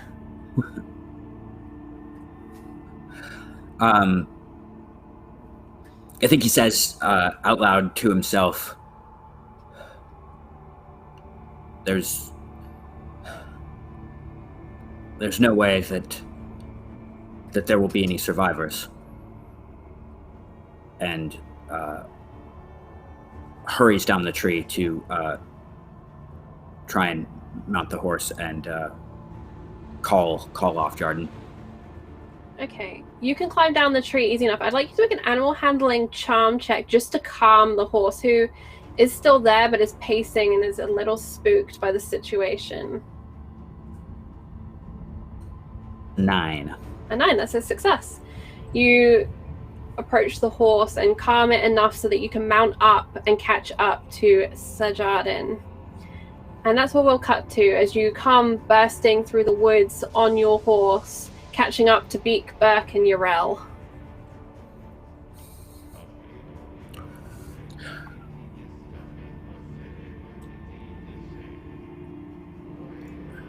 By the stranger!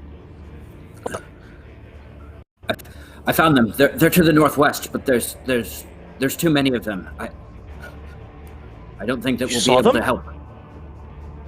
From the tops of the trees, I saw several of the creatures. And smoke. Several. Fall back. Fall back now. We make for the chair. We'll let you Yes, off sir. where you ask. As I turn to Urel, we'll let you off where you want. Did Laris just say to the northwest? Did he say that? I can't remember. Sorry. Yes. And from where we are, do I have any idea if that's anywhere near the camp? My camp? From where you are, it's not near the camp. You are No. miles and Okay, cool. I kind of shoot Laris a look. I don't know whether I trust that he's genuine about this, even though he clearly was involved in the fight just now. Mm-hmm. She still Would doesn't you like to make trust... a read target to try and get a read on him? Oh, sure, yeah, let's do that. Okay. So that is a awareness empathy test versus Laris's passive defense. Your deception, sorry. Your passive deception is 3 times your deception score, Dev. Okay, my awareness is... Roll a 10, not amazing. That beats my 9. Oh. Okay, so Laris, if you can tell Urel your disposition towards her, which comes from kind of the social intrigue thing, it goes all the way from, I can't remember what we called it, but it's basically enemies to affectionate, through 5 different ranks, which you can find on the cheat sheet. Malicious, yeah. Malicious, that's what we called it. Malicious. So if you can let Urel know kind of how you think of her in that respect, and then you can tell her if you were being persuasive or deceptive, I'm going to say for now, on that last statement. I think disposition's unfriendly right now. And that I think that it is. I think it is a deception. I think it's more interesting as a deception in that Laris didn't. He doesn't have any evidence that there aren't survivors. That's sort of his fear talking, I think. I think that's And so- fair. Yeah. Like, if he doesn't genuinely believe, like, that there's no way there's survivors, like, there's a bit of deception there. There's a I'd rather not check to it. So, yeah. Okay, so there you go, Urel. You get the feeling he's withholding something or lying about something and that he's not friendly towards you. Mm-hmm. I think there's a sense of guilt, too. You're just gonna give up like that? If there are several of them, they're dead. I want to save them, but I can't save them. We don't even know we can outrun them. Not without a full war party. I need to go back to the chair now. I don't want to, but I have to. That's fine. Better off if you stayed there anyway. Stop wandering north. You have no business here. And I'm just gonna jump off the horse here and make my own way back. I know where I am. It's good. It's good. He was about to tell her to get off anyway. All right. Beat you to it. You're fired. I quit. Yeah. And so the wildling and the crows part way. We're gonna leave Urel for now, trekking through this wasteland of forest. It's cold. It does begin to lighten, but it's a hard journey you are making as you trudge through snow. And we follow Sir Jardin and recruit Leris back to the stone, which is your marker, and then towards the south. And it is on this journey that you cross paths with Commander Dondarian and the Dornish Rider. And they have come steaming into this forest at top speed. Commander! What's going on? Monsters. Monsters in the woods. We need to fall back. Is this all that's left of you? Yes, if there's anybody else, they'll need to find their own way back, unfortunately. And Fall before you, back. Commander Dondarian, you have 10 men of the 16 that left. Fall back. Hard ride. He takes the reins and just circles back around. Waits for the rest of them to rush off, and then we'll take the rear guard. The horses of the rangers and the builders that had left earlier in the night are in poor condition. They have had much hard riding this evening, and they drop off in speed. Even with the riders' encouragement, it would possibly kill the horses at this point to push them any harder. However, if you believe that is a worthwhile effort, then that is up to you. But just so I'm very clear, it will kill your horses if you push them any harder. Nah. As long as we've got rear guard and we don't hear anything coming behind us, we'll keep it under the limits. So you push out of the woods to the north towards that barren no man's land, which is a relief, and it is lit in bright white sunlight of the morning, and it's blinding to the eyes of those emerging from the forest. It almost instantly gives you that pushing migraine between your eyes.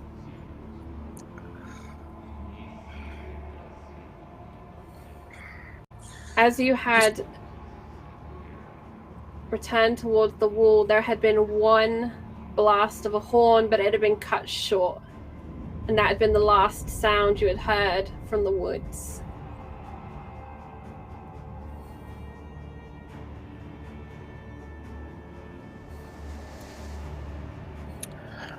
And as they ride back to the wall, a single tear runs down Jardin's cheek.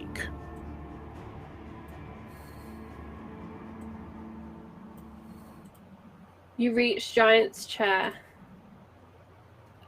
and it's probably the equivalent of like 9-10 in the morning by the time you get there, given the condition of your horses, who are returned to stables. You take the crane back up to the wall, to the top, to the castle.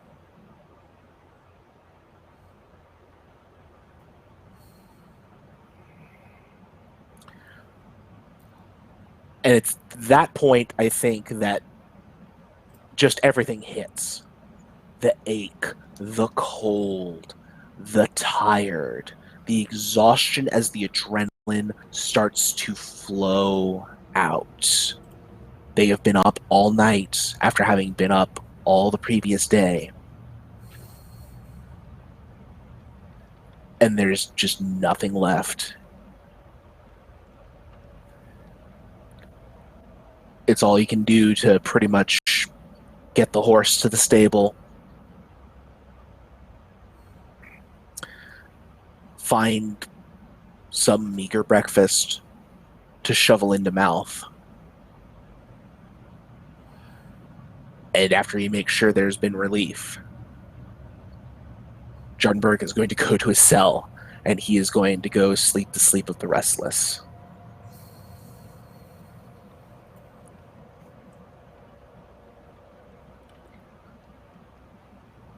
Commander, is there anything you do, any orders you give before these men are all dismissed to do as Sir Burke will do? Well, no, they are going to be dismissed. They need sleep. They need food. They can report to me once they're done. Don't need any more men dying due to negligence or bravado.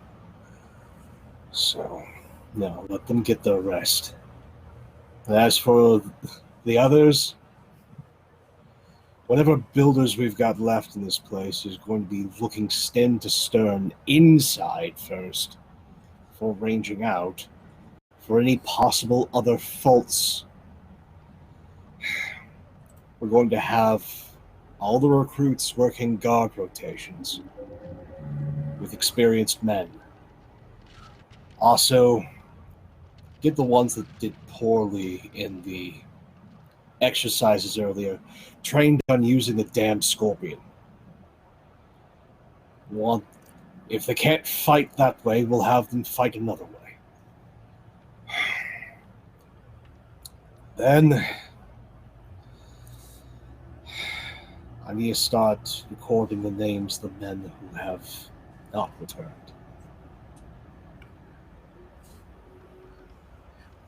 Yes, Commander. And as soon as I get some rest, I will report to you and immediately resume inspection of the castle as you had told me to do. Laris?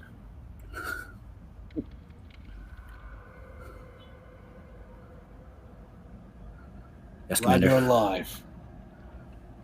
Get some sleep.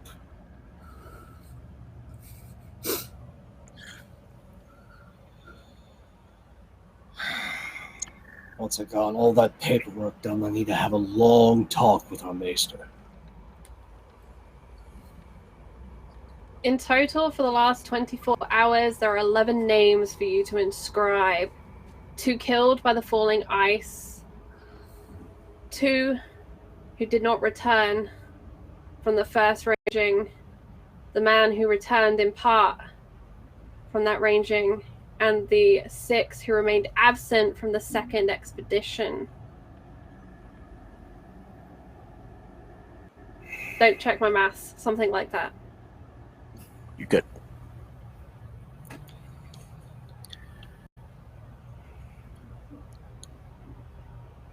It's been a long day. It's been a long night. Everyone gets their rest. And a very sleepless afternoon nap for the commander. And Laris, once you're dismissed, what do you do? Laris goes and takes the sword, the wildling sword, and puts it among his things, and I think he throws up before getting some sleep.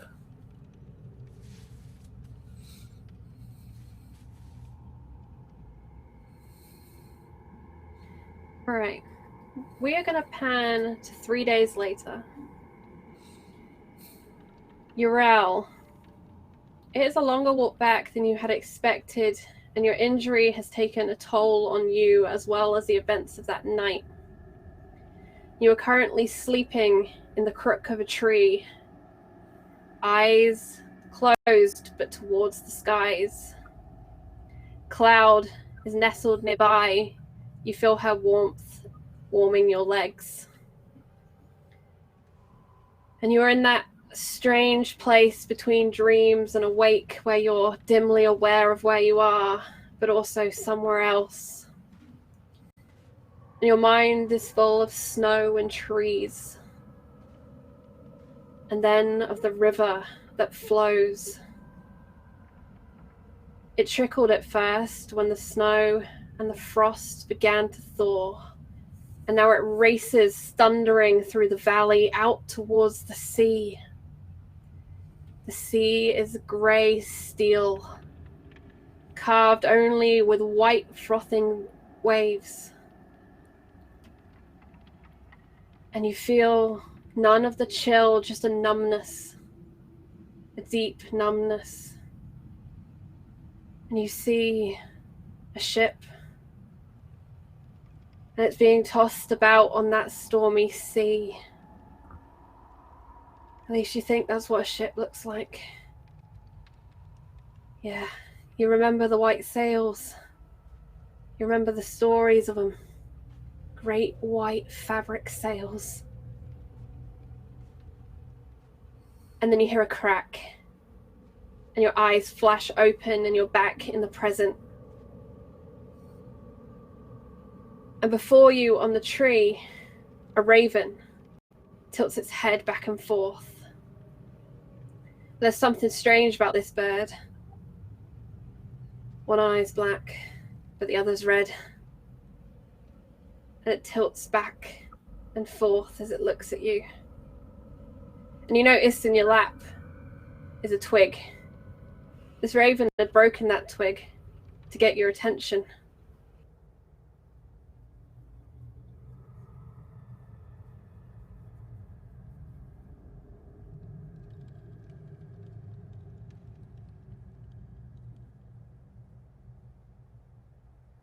And the snow dampens your sound as you are muted.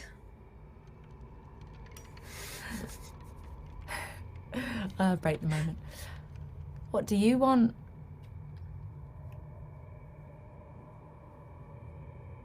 And you feel it. It locks eyes with you. And somewhere in the back of your mind, you hear the sound of the sea again. The roar of a wind, the crashing of waves, cries of men. And you see the sails. And you blink and it's almost like an overlay. There's a transparency, but it's there in your vision even though your eyes are open. And you see the flag atop this ship. A squid, a kraken, a tentacled creature. And then it caws. And that overlay is broken. And it hops along the branch, turning its back on you.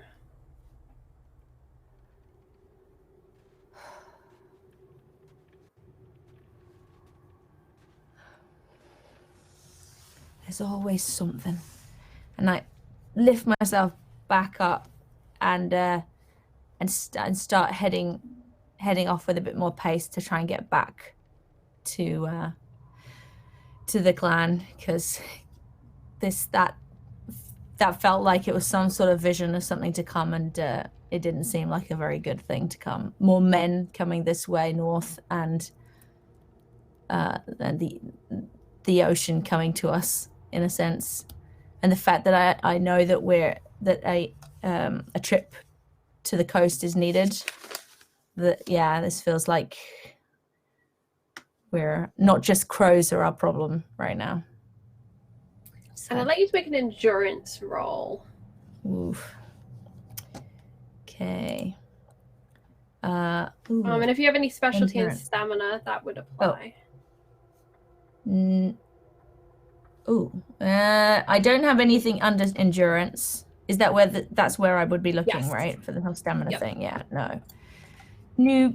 We just have this. Oh, that's good though. That's a 19. Wait, did I? Very good. There was nothing to drop. Nothing to drop. Okay. So you have taken care of your shoulder in this time, and that's part of what has slowed you down. That and the cold. But with that 19, I'm going to say your injury is mostly healed. It'll need a good clean and some more maintenance, but for the sake of the mechanics, I'm not going to apply it to your rolls anymore. Okay. And you make the trip back towards where home had been. But home is not there when you arrive. The wildling camp has been cleared. You see also signs that it has been cleared up by your people. But they are not here now.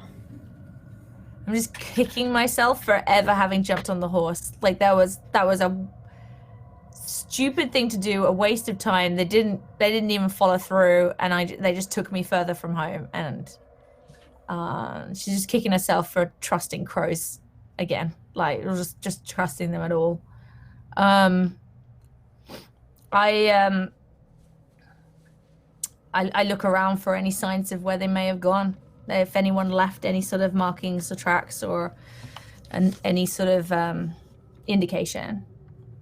Okay. Not exactly a note, but And you begin to look around, and in this moment I would like to do a flashback as we go to another time and a slightly different place. Another wildling encampment. This one had been full of the clan, full of friends and family. You'd all been going about your evening chores. You can still smell the stew on the fire. You can hear your children asking if they could stay up a little later. Your eldest says he'll tell the stories tonight, if they'll settle down and leave you alone. Your husband's out, but that's normal for him. He is a busy man, often on the hunt, and a successful hunter. What is Yrel doing this evening?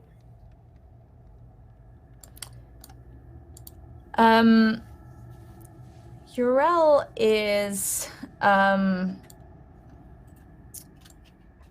if Bear is out, then she's hanging around. The children are amusing themselves mostly. She's probably wait, I'm just scanning my Google Doc to make sure. There we go. So she's probably with the two youngest, and she's going through teaching them some weaving stuff. They've been practicing weaving and also like various sort of like maintenance things, like learning how to create their own clothes and stuff. So I think they're tending to some leathers and various things, but just kind of having a nice evening kind of thing, but thinking that the sun is starting to. Is the sun gone down? The sun is down. Starting to. So the sun is down. So it's like they're rounding off the night, thinking that okay, time to start bedding down, everyone. Yeah. So it's a damp night as well. It's not so much snow coming down as that slurry sleet half between snow and rain. And your homes are built in trees. It has been that way for a long while. And in the roofs of your homes, there's always that small patch of sky.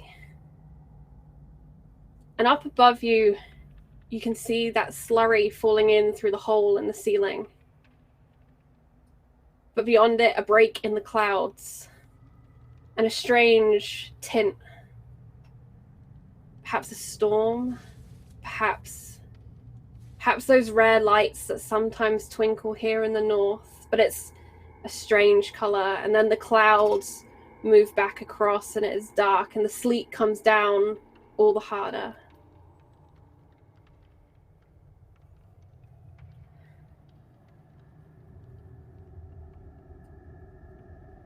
You're quiet again, Mom. Please turn your mic on. God damn it. Ugh. Come on, it's late.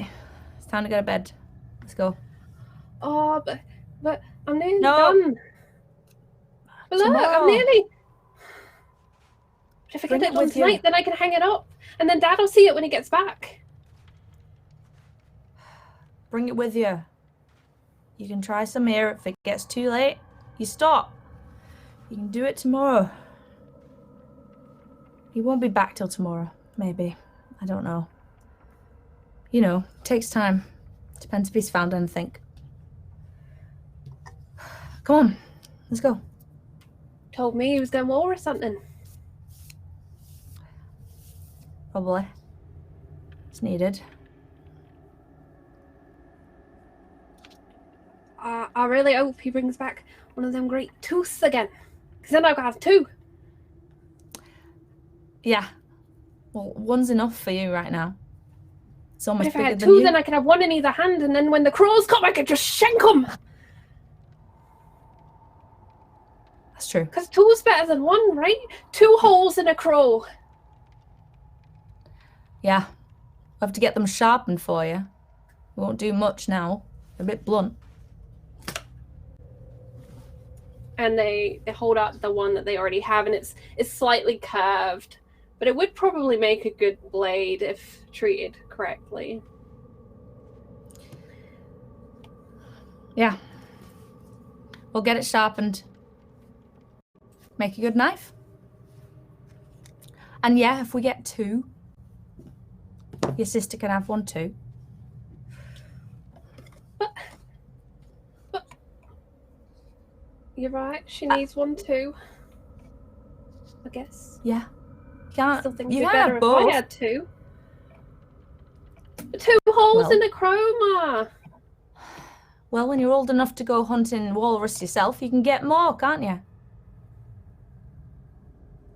And he goes towards his cot, and your children kind of double up, sharing the small mattresses they have, and you can kind of hear them talking amongst themselves over who has the rights to what parts of a walrus, amongst who will be slaying the most crows when they're old enough. There's been a lot of talk about murdering crows here in the camp. It's not surprising that the children are at it as well.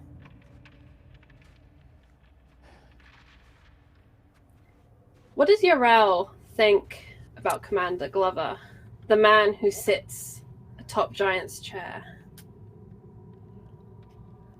Shouldn't think very much of him. He keeps pushing and pushing. He attacked some of our people out on a hunt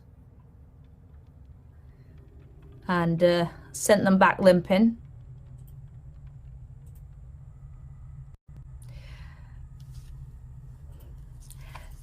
The crows at the wall won't stick to the wall. They build a wall, and yet they keep coming into the north like they own it, yet they also hate it. So why come? They should keep to their own, stay on the other side of the wall if they don't like it up here. But he likes to push. It's like he owns the north and he doesn't want anything else in it. Nothing left alive. Especially us.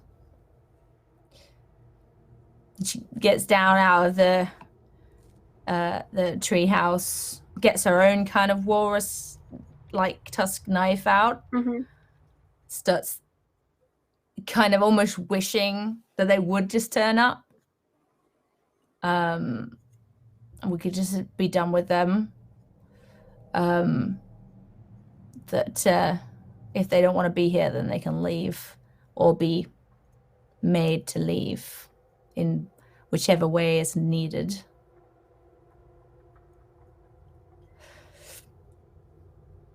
Yeah, wander back to the main fire, grab something to eat, and think about Bear out on his hunt, kind of wishing she'd gone with him. But even though there's others can look after the young ones, it's she didn't feel it right to go this time. Plus, Glover is such a danger. One of us needed to be here, just in case. More so that, really. And she sort of starts wandering to the edge of the village.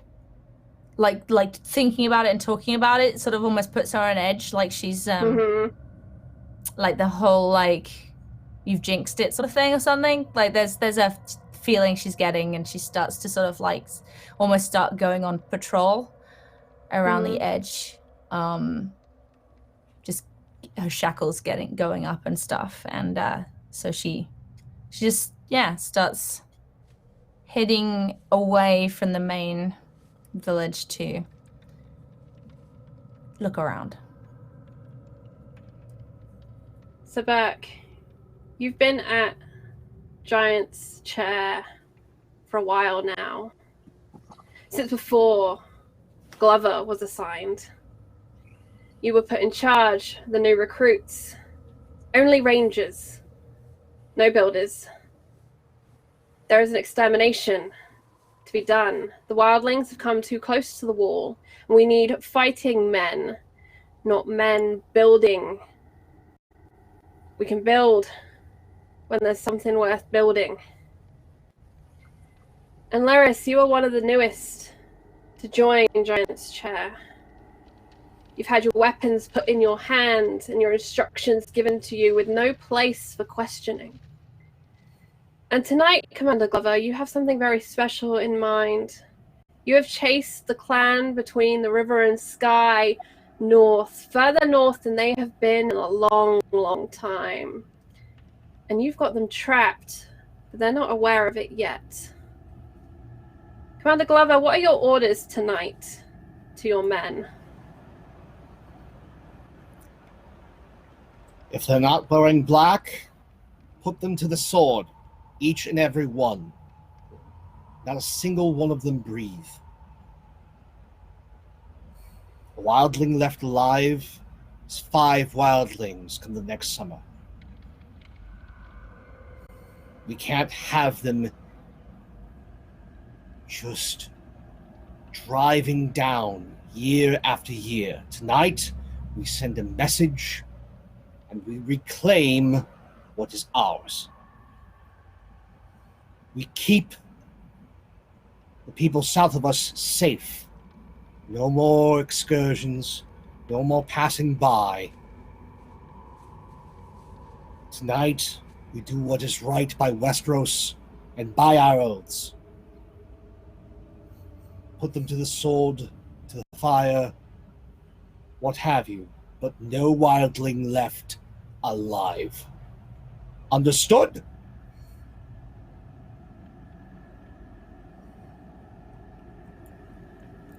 There is a cry from the men after a look from Jarden Burke. Though he's new to the wall,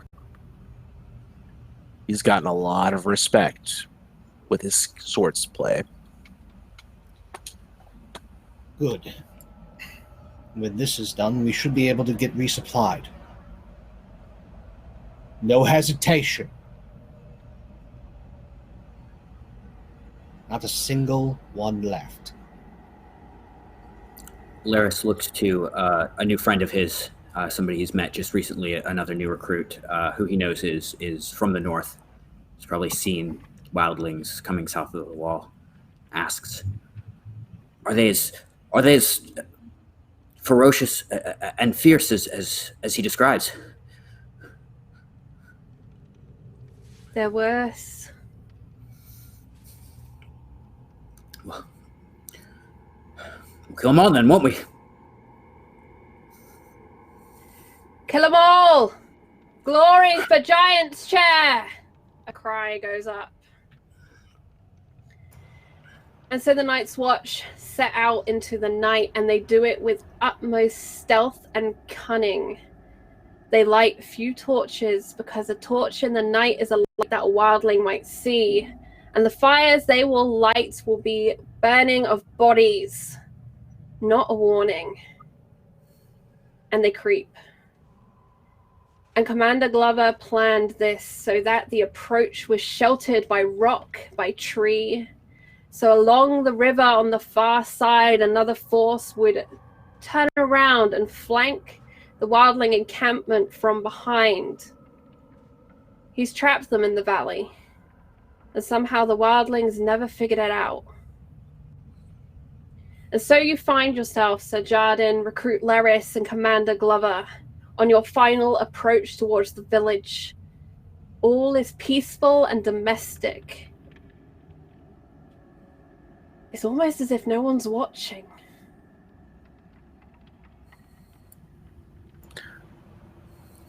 I'll be damned.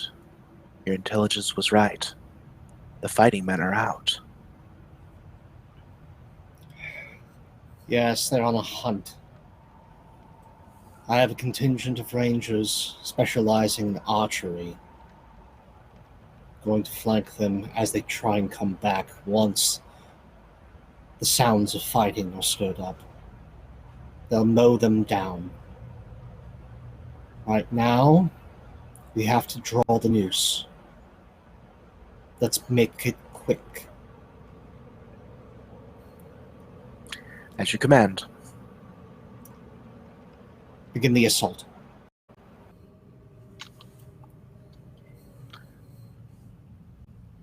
Pope and Matt, I'd like you to describe the initial wave of this assault. And Laris, or Dev, I should say, I'd like you to describe how the archers move.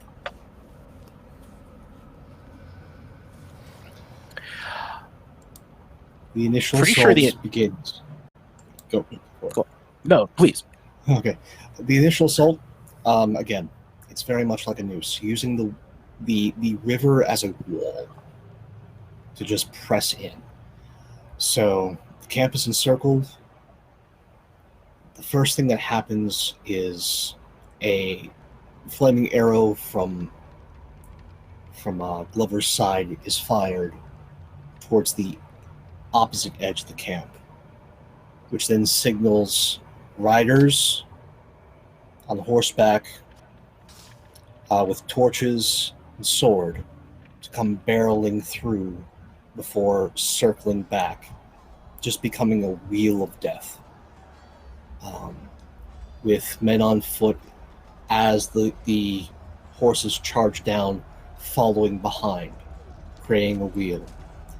A secondary line of men there armed with spears and crossbows to just keep any wildling pinned in, with a defensive line of archers set up behind the cavalry line to fire once the hunting men start making their return, but in the meantime can just keep firing in, picking off targets.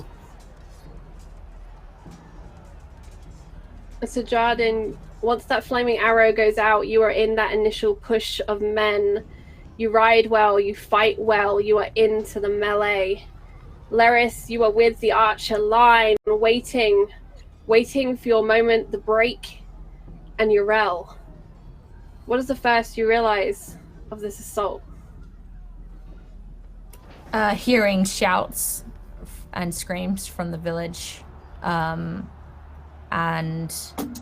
turning to see a flaming arrow come flying across the sky, and then the shouts of crows and villagers as I run back towards, having been clearly looking completely the wrong direction, and just and now just cursing the fact that she walked away, and just running back in full pelt as fast as she could possibly go, pulling out a hand axe as she goes. A number of the front line dismount and are up the trees, pulling people from their beds, throwing them to the earth to die, to break, jumping down and smashing the remains. It's a furious melee where no one knows whose side anyone is particularly on, save for the color of the clothes they wear, as it is vicious and violent. And Laris, the line clears and it is your time to fire.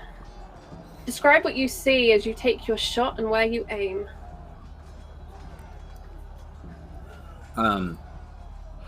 There's a young boy running out that I see first. That gives me pause, and the older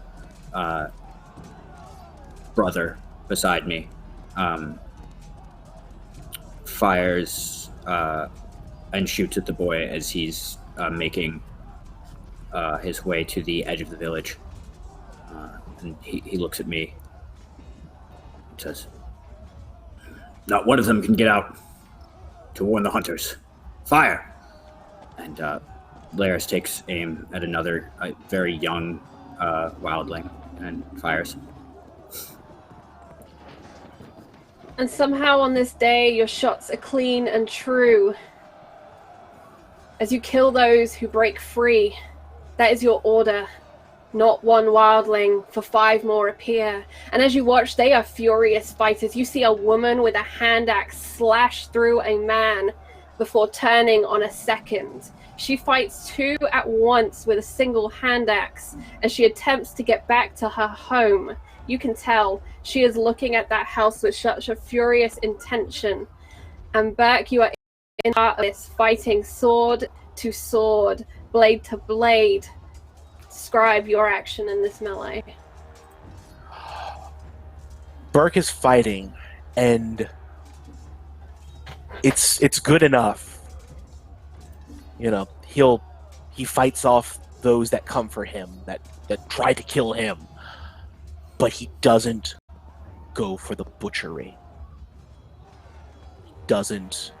He doesn't cut down a child. He doesn't cut down someone who's unarmed. It's always somebody who is attacking. If anybody of equal or potentially better skill is there, they'd be able to tell that he's not really trying. He's not going as hard as he probably could. And just the swirling melee, the smell of the blood, the cries and screams, it's bringing back memories all too soon of how he ended up in this place, of a hammer and anvil being brought to bear on each other.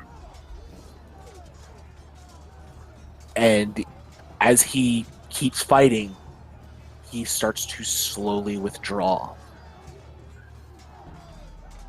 making it look tactical, making sure he doesn't abandon his men necessarily, but he's making his way back slowly but surely. And Glover... Oh, sorry, go ahead. One of the wildling women comes unseen to the archer line up over the ridge that we were using as defense, and the veteran brothers beside me draw their sidearms to take the woman down, and I think Laris breaks and runs to a different part of the battle. Okay, Laris, you break your line, moving towards another part of this maelstrom, and Glover, your charges have led into a great clash in the heart of this village. The archers are doing their job. They catch runners left and right. It's like setting fire to a warren, and the rabbits are attempting to flee. What do you do in the heart of this battle? He's pleased at this work. This is him at his probably happiest, as he is just casually going about with bastard sword in one hand, a torch in another. He is masterful with a blade. He barely even has to use the torch as a secondary. Once or twice, because somebody was coming in with him at an axe, catches, cleanly disarms with the torch, and then just runs them through. He sees in the distance the woman cutting down his men with just a hand axe, and he makes a beeline. Not for her, but what she's obviously heading towards. Yrel, you're caught between 2 of the crows, fighting them off as best you can, and you can see him. That terrible man, the commander, making his way through this storm as if peacefully passing between shadows, going straight towards your home. What do you do? I whack the guy to my left, just straight through the straight across the shoulder, and and beeline to head him off. Like I'm almost like ignoring everybody else around, just gonna sort of weave my way through the battle. Before I was kind of cutting them down as I went, but as soon as I see him, I'm just, everyone else is gone to me, and I'm just heading to the house. I'm just gonna try and I'm gonna get to the tree and sort of clamber up just and look in, and none of the kids are in there. They're not there. And panicked, I'm gonna turn back and look for where they are, and just see this man heading straight towards me. And I'm gonna just ready myself to like just leap on him like a crazy person. Like that. I don't know where everyone is, but this guy has to die. Like this is just a slaughter. This isn't a hunt. This isn't a get out of this land. This is they're cutting down everyone. So. And a crow rushes forwards, and you see him cut down by another wildling. Jackson has come to help protect your home. But you can see he is already injured. He already has 2 crossbow bolts in his shoulder, and he is weakening. The butt of a sword strikes him hard to the side of the face, and he is felled. From that archer line, another bolt comes whistling towards you, and you manage to scurry your legs back from that one, but a second strikes you hard. Through, you think, bone. And you still see him coming for your home. I fall to the ground with this bolt in my leg, and just I'm gonna throw my axe towards him, try and just whack him, but I like literally almost as I'm falling, just fling it like in a desperate attempt to just hit him. But it's so obvious what I'm doing that he could probably just dodge it. Yeah, I'd like you to make a roll. You're going to be at -1d because you essentially have a wound in this moment. But this will be a marksmanship thrown as you throw your axe. Okay. It is a 14. Okay. Commander Dondarian will use his stats for the equivalent armor. Oh, okay. So he's in heavier than what I was thinking Clifford was in. So he's in Black Brigandine. So the axe surprisingly hits its mark. Like, if he wasn't wearing this damned armor, she will have hit him right in the heart. But the axe bites into the lacquered leather, but does not bite deeper than the metal, and just embeds in his chest. He takes the pommel and quickly whacks the axe off his armor, and then tosses the torch to the house.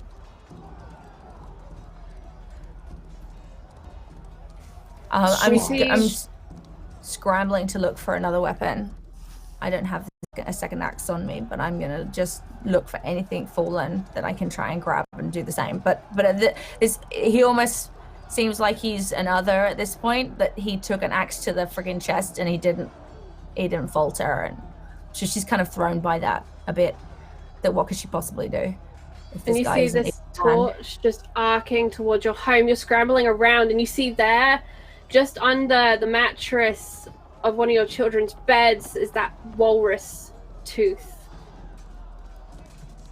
Why you don't think you could throw this? If you could get to him, you would still have a good shot of impaling him with it. Yeah, I'm gonna. Your brain may work, but that's the best weapon you can see.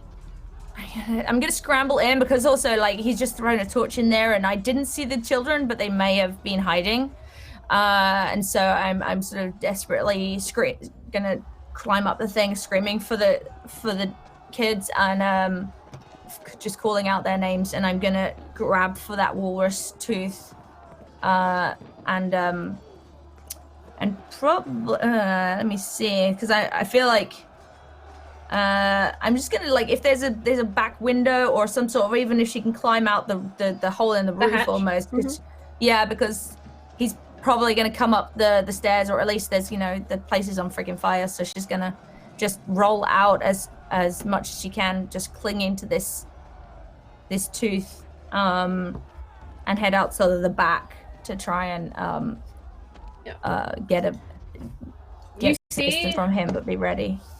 One of your children on the fringe of the village, and they are looking towards the home. They're looking for you. You can see no other sign of the others. You can only hope they're already away. And this one, it's one of your elder children, is just here waiting for you, looking for you. It's at the back of the village, so just beyond the main melee, and hopefully beyond the reach of the archers. But the way these crows are moving, you know it won't be long, and they're just stood there looking. Asran, what? Run! Just run! And I'm just gonna try and stand up, but I don't know whether I can. I kind of half can, but I'm sort of just fumbling my way along at this point. Just trying to look for where he is. No one else really matters at this point. Like, where is Glover? So you see your child on one side of the village, and you turn back to the front of your home. You're up on the roof at this point, looking down through the branches of the trees, and you can see Glover still there in the middle of this storm. He's the eye of the storm. Nothing seems to touch him. Nothing seems to stop him. He is so content in his action. I'm pretty much gonna crawl my way across towards him, just thinking that this that he is literally the eye of the storm / the eye of the crows, and if we can blind the crows, then maybe they'll leave. So she's single-mindedly heading towards him, but she's kind of lost a lot of the energy she has. So she's using that to her favor to maybe look like she's not a threat, as if she's just kind of crawling around, and that maybe they will not take care of her until more able-bodied people are dealt with. So you crawl across the roof to the tree, and then you let yourself drop, and the adrenaline means you feel nothing of a crunch of ankle or of that injury to your leg as you drop down that far side of the tree. You turn back to where your child had been, and they're not there anymore. You can only hope they're away. And then back to Glover, that one sole person in all of this that matters, the one that has done all of this to you and your people. And you prepare your attack. Laris, the fight continues, and the wildlings are being massacred. The greater of the fighters are being felled, focused by the crows, and then left for dead, and the rest picked off by the archers. Where do you find yourself now? Laris is walking through the storm, almost as a ghost, clutching to the crossbow. Other brothers beside him, sort of shouting at him, to draw your sword. And he makes his way to the center, to the central figure of Glover, and looks around to see where the threats are there at that center. There comes a scream from a bush, a war cry, as a wildling makes their charge. It's only a split second, and you just about make out that it's a boy. And he is charging for Glover, a weapon held high above his head, intent on murdering the man in black before him. He is running as hard and fast as his feet can carry him. Glover, what do you do? Just smiles like a devil as he welcomes this small child to their end. Accepts the charge, gets down low, half swords the bastard sword, and as the child comes in, thrusts. And it's clean running and the child through, as if the child were nothing but a rag blowing in the wind. The boy sinks down to his knees before toppling before you, Yrel. Maybe you're the last one, but it has to be you, doesn't it? You have to do something to stop this. Communicate. I imagine that child is my eldest, Skyker. And so she's almost in a zombie state at this point. It was just watching that and just like I feel she shouts out for him as he runs, but like it's almost like she is a silent cry that she sees what's happening and there's nothing, and she just watches him just run him through like he's giving him a hug, and just gonna leap to my feet and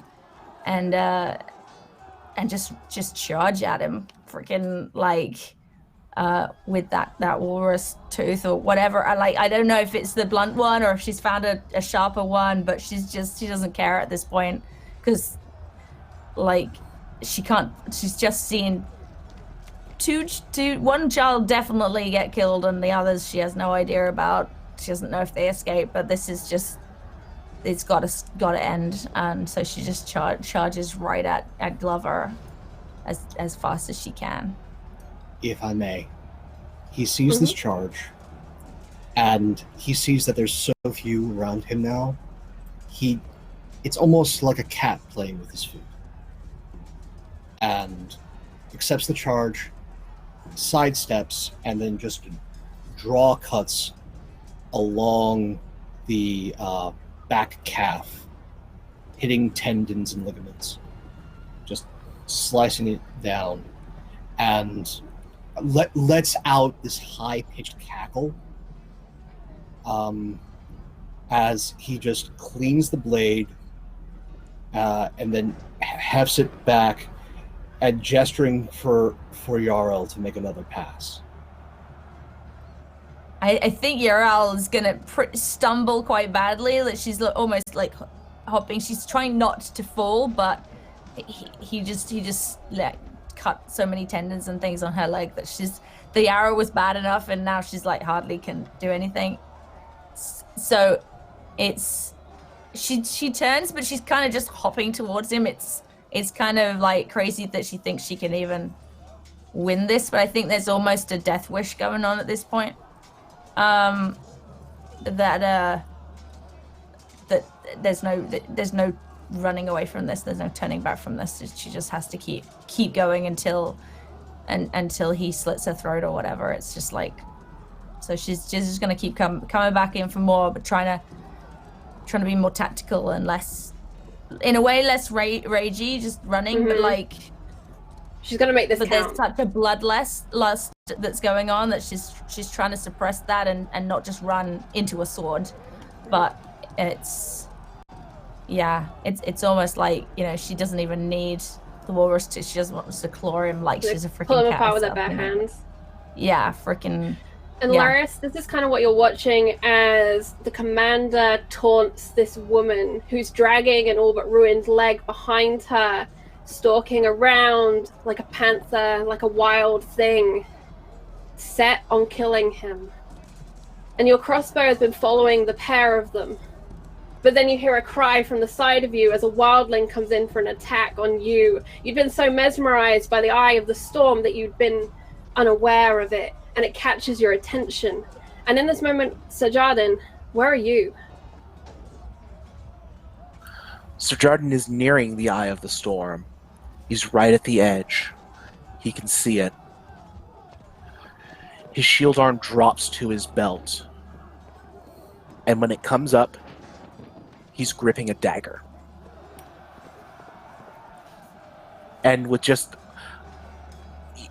he's got that look in his eye, just that cold, dead-eyed stare as he stalks forward.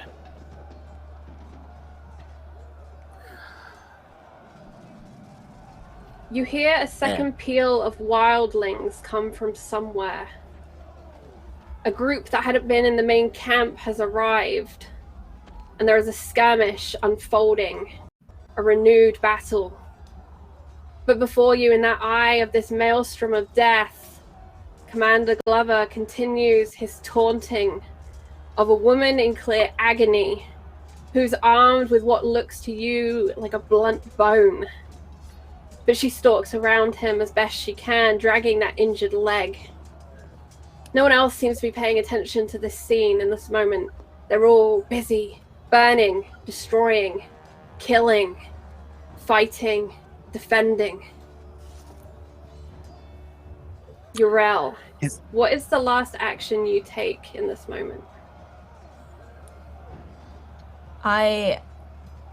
I feel like I have taken another swing at him, and he kind of just bats me away like I'm nothing and sends me tumbling to the floor. If I may, yeah. I think I see what's coming in. She comes in with a swipe.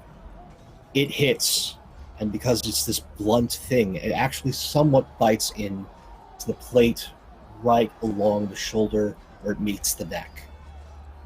You actually get him offline, but in that moment, instead of trying to run you through, because the armor holds, he switches to a murder stroke. Again, half-handing the sword, and just drives the pommel right into the jaw, knocking you away. Yeah. She's gonna send her flying backwards, slightly dazed. Looking for something else, something sharper, anything, but yeah. And the wildling gropes in the dirt for something. And Glover is there, a nightmare, pursuing her, toying with her like a cat with a mouse that's already half dead. Sir Jardin. Sir Jardin moves behind Lord Glover and stomps down on the back of his shin to drive him down to the ground. And as he goes down, he grabs him by the hair, the back of his head, to expose his throat. And just no art to it, just the butchery, just like what's going on all around. Just another butcher committing the slaughter.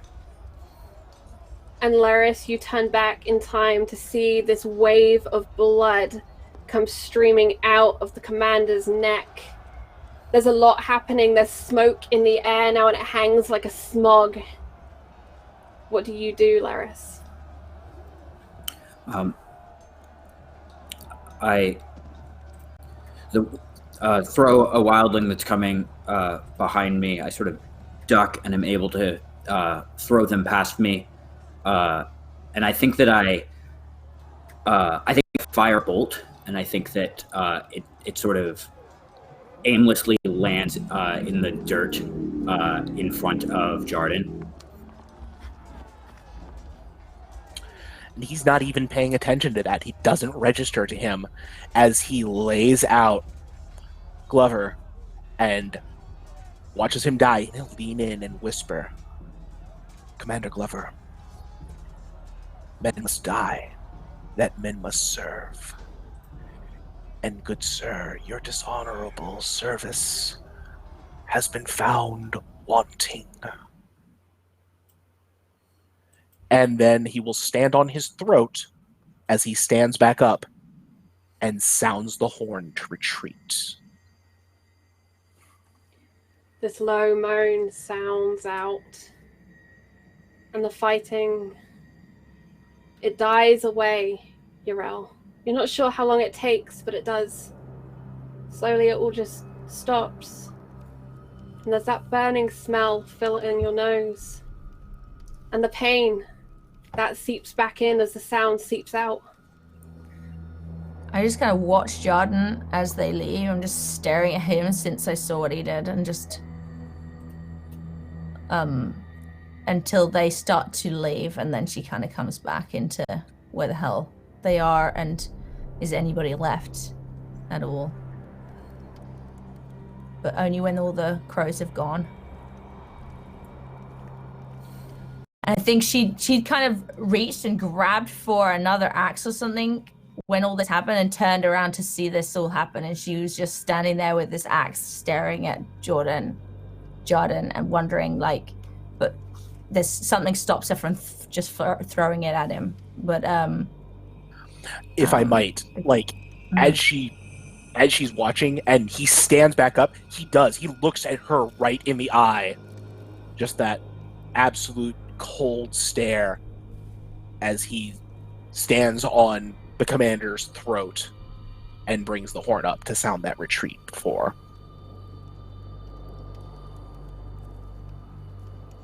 And only when they start to retreat does he break that gaze.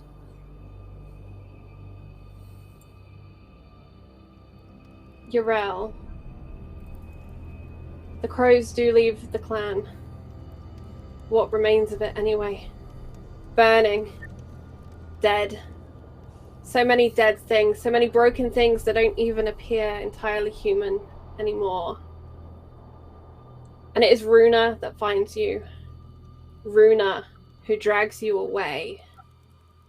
I think she finds me clinging to Stakar, and I'm just with him, and she probably drags me and him almost away with the help of others, I assume, because she's still, like, she's only 18 or something. So yeah, I fully believe that Runa would find the force to drag you and your dead son away from here. I think she'll have that sort of strength. She's just survived what everything has just happened. But she's not quite strong enough to pull you away from your son, so it must be both. No, like, I'm gonna keep clinging to him as she pulls me to a safer place. You were dragged from this scene, and we will drag you back 18 months into the future. And the sky is once again sleeting. Spring is here, and this is its last week. Summer is here, sorry, and this is the last weak attempt by the sky to snow. The clan have had to move. When Ingrid brought news, a decision must have been made. Or maybe when the horns and the howls rang out in the night, they heard it. There are a number of places they could have gone. Up to the mountains, down to the coast. But you remember, a baby has just been born. And the clan has a few superstitions that it holds to be truth. And one of which is that when a baby is born, a walrus heart must be consumed. To honor the dead, remember your enemies, and celebrate that new, strong beating heart in the clan. And Yrel, you begin to follow the river down towards the coast. And that is where we will leave today's episode of The Wall. Thank you to all of the cast here today. I'm going to do a quick go around. Let me know you're okay. Any thoughts about today's session, or anything you're looking forward to for next session, and where we can find you on the internet? We're going to go anti-clockwise this time to give Kate a second, because that was an intense scene for her character. Let's go over to Slayer of Commander Glover, Sir Jordan Burke. And Matt. Hi there, everybody. Well, that was certainly a set of events that happened. We thank you all for joining us today. This is wonderful. I'm Matt, the Killer GM. You can find me on Twitter at the Killer GM. I write about game stuff, try to put together games and run games, because that's what we do in this time of thing. Play together, tell stories, tell interesting things. When I am not here killing people, plotting, maiming, murdering, etc. You can find me on my own channel, MattF7, on alternating Sundays, where I run the Dreadful Beat of DJ Strahd. It is a 5e retroverse remix of The Curse of Strahd, so it's The Curse of Strahd, but not quite the way you know it. A little bit of neon, a little bit of electronic music, and a heck of a lot of slasher. So if you like a little bit of that in your D&D, show up at 9:30 Eastern on Sundays. I do guesting on some other places. I'm expected to come up on Tales from the Grim in their phenomenal Witcher series, Family of Wraiths, in the next few weeks. So tune in for that. And might be some other stuff coming up. We'll see. Yeah, thank you to everybody for doing this. This was a fantastic time. And hey, finally get to show what happened those 18 months ago. That was a huge formative thing for this game, and it was not a pretty sight. And what is Jarden up to? And I do apologize for the slight misspeaking. Berg arrived just before Glover. I had misread my note on that one, but not long before Glover. Awesome, though. Let's drop down to Pope, who randomly just had a message from me saying you're about to play Darren Glover. I hope that's okay. Pope, how are you doing, friend? That was a thing. That was a thing that happened. I'm looking forward to next week where I get to be not that terrible of an individual. But in order to match how awesome Jarl is, I had to have someone who is absolutely just the worst. And so I hope my villainy was up to par. But if you're looking for my silly face being a bit less villainous, you can see me on Sundays over on that F7 channel at 9:30 for that Dreadful Beat, where I get to play someone a bit more gray and a bit less all black. And by all means, please keep joining us here on Mondays. Love having you here where it's live on chat, watching the VODs on YouTube. You're much part of this game as we are. Couldn't do it without you all. Love you all. Take care. See you soon. And if you have made it this far and you're watching on YouTube, I'd like you to comment down below, Glover must die, because that is a sentiment everyone can stand behind, and anyone who doesn't, I don't want to hear from you. But someone I do want to hear from is the wonderful Dev. How are you doing, friend? Doing well. Devin here, Dev Presto online.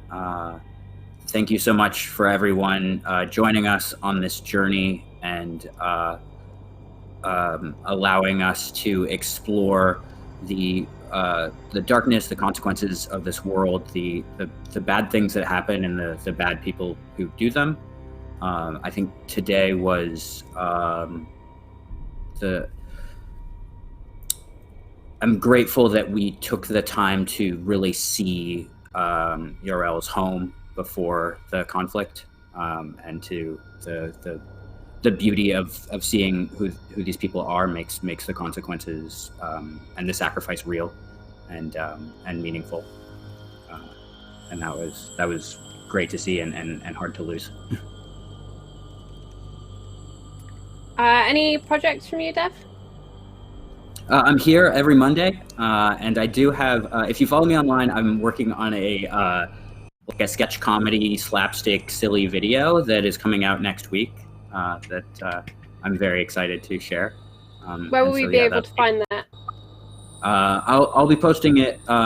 If you follow me on Twitter, that'll be the best way to. I'll be putting it on YouTube and blasting it out through Twitter. So that's been another one of my distractions these days, and I'm excited to have something a little more lighthearted to share with the world.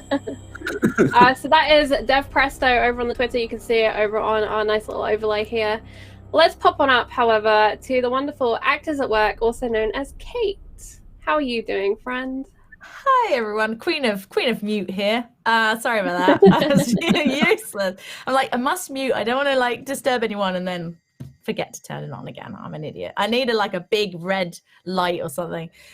Anyways, yes, actors at work on the various social medias or here on Twitch as just Kate Madison, because that is who I am. That was great fun, terrifying. I sort of saw what was going to happen because we talked about the history, and it was like, oh, we're doing the flashback now. Oh gosh, episode 2. But there's only 6 episodes, so we got to get on with it. It was amazing. That was really, really fun, dramatic, and crazy. But I'm glad that you got to see some of the stuff and why these people know each other, kind of thing. It was really cool. Can't wait for next Monday, but I'm also can't wait for Thursday because I've been amazingly asked to do another one of these. So I'm clearly doing okay, so that's good. I'll remember to not use the mute button or do it properly.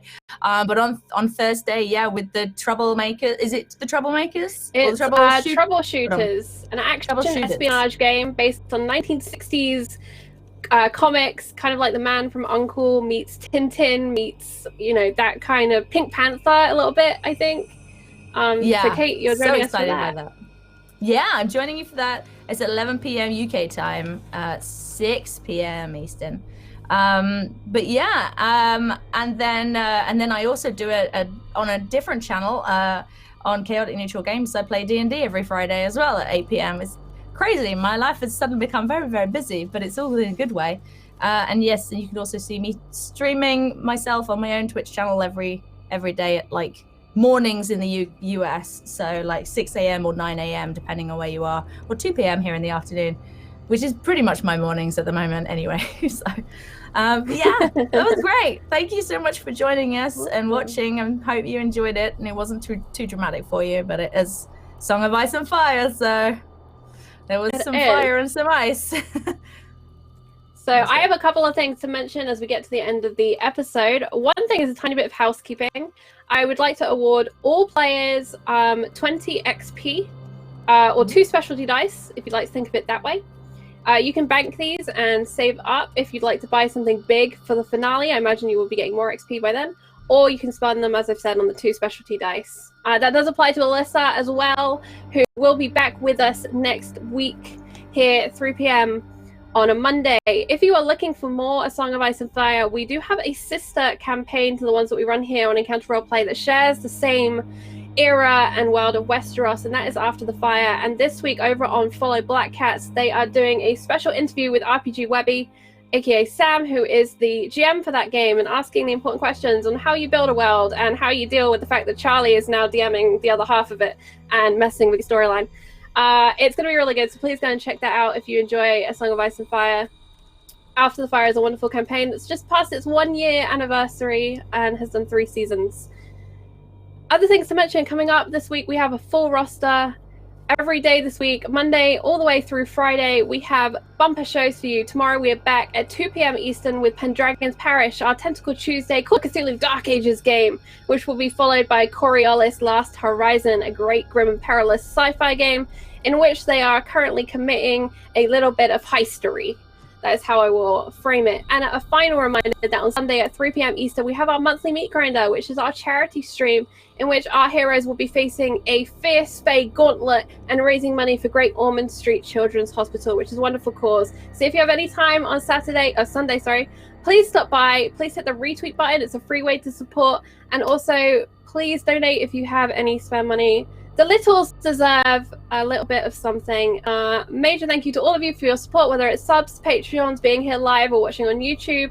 Until next week, try not to be Glover, because the world needs more people like Yrel. Take care, everyone.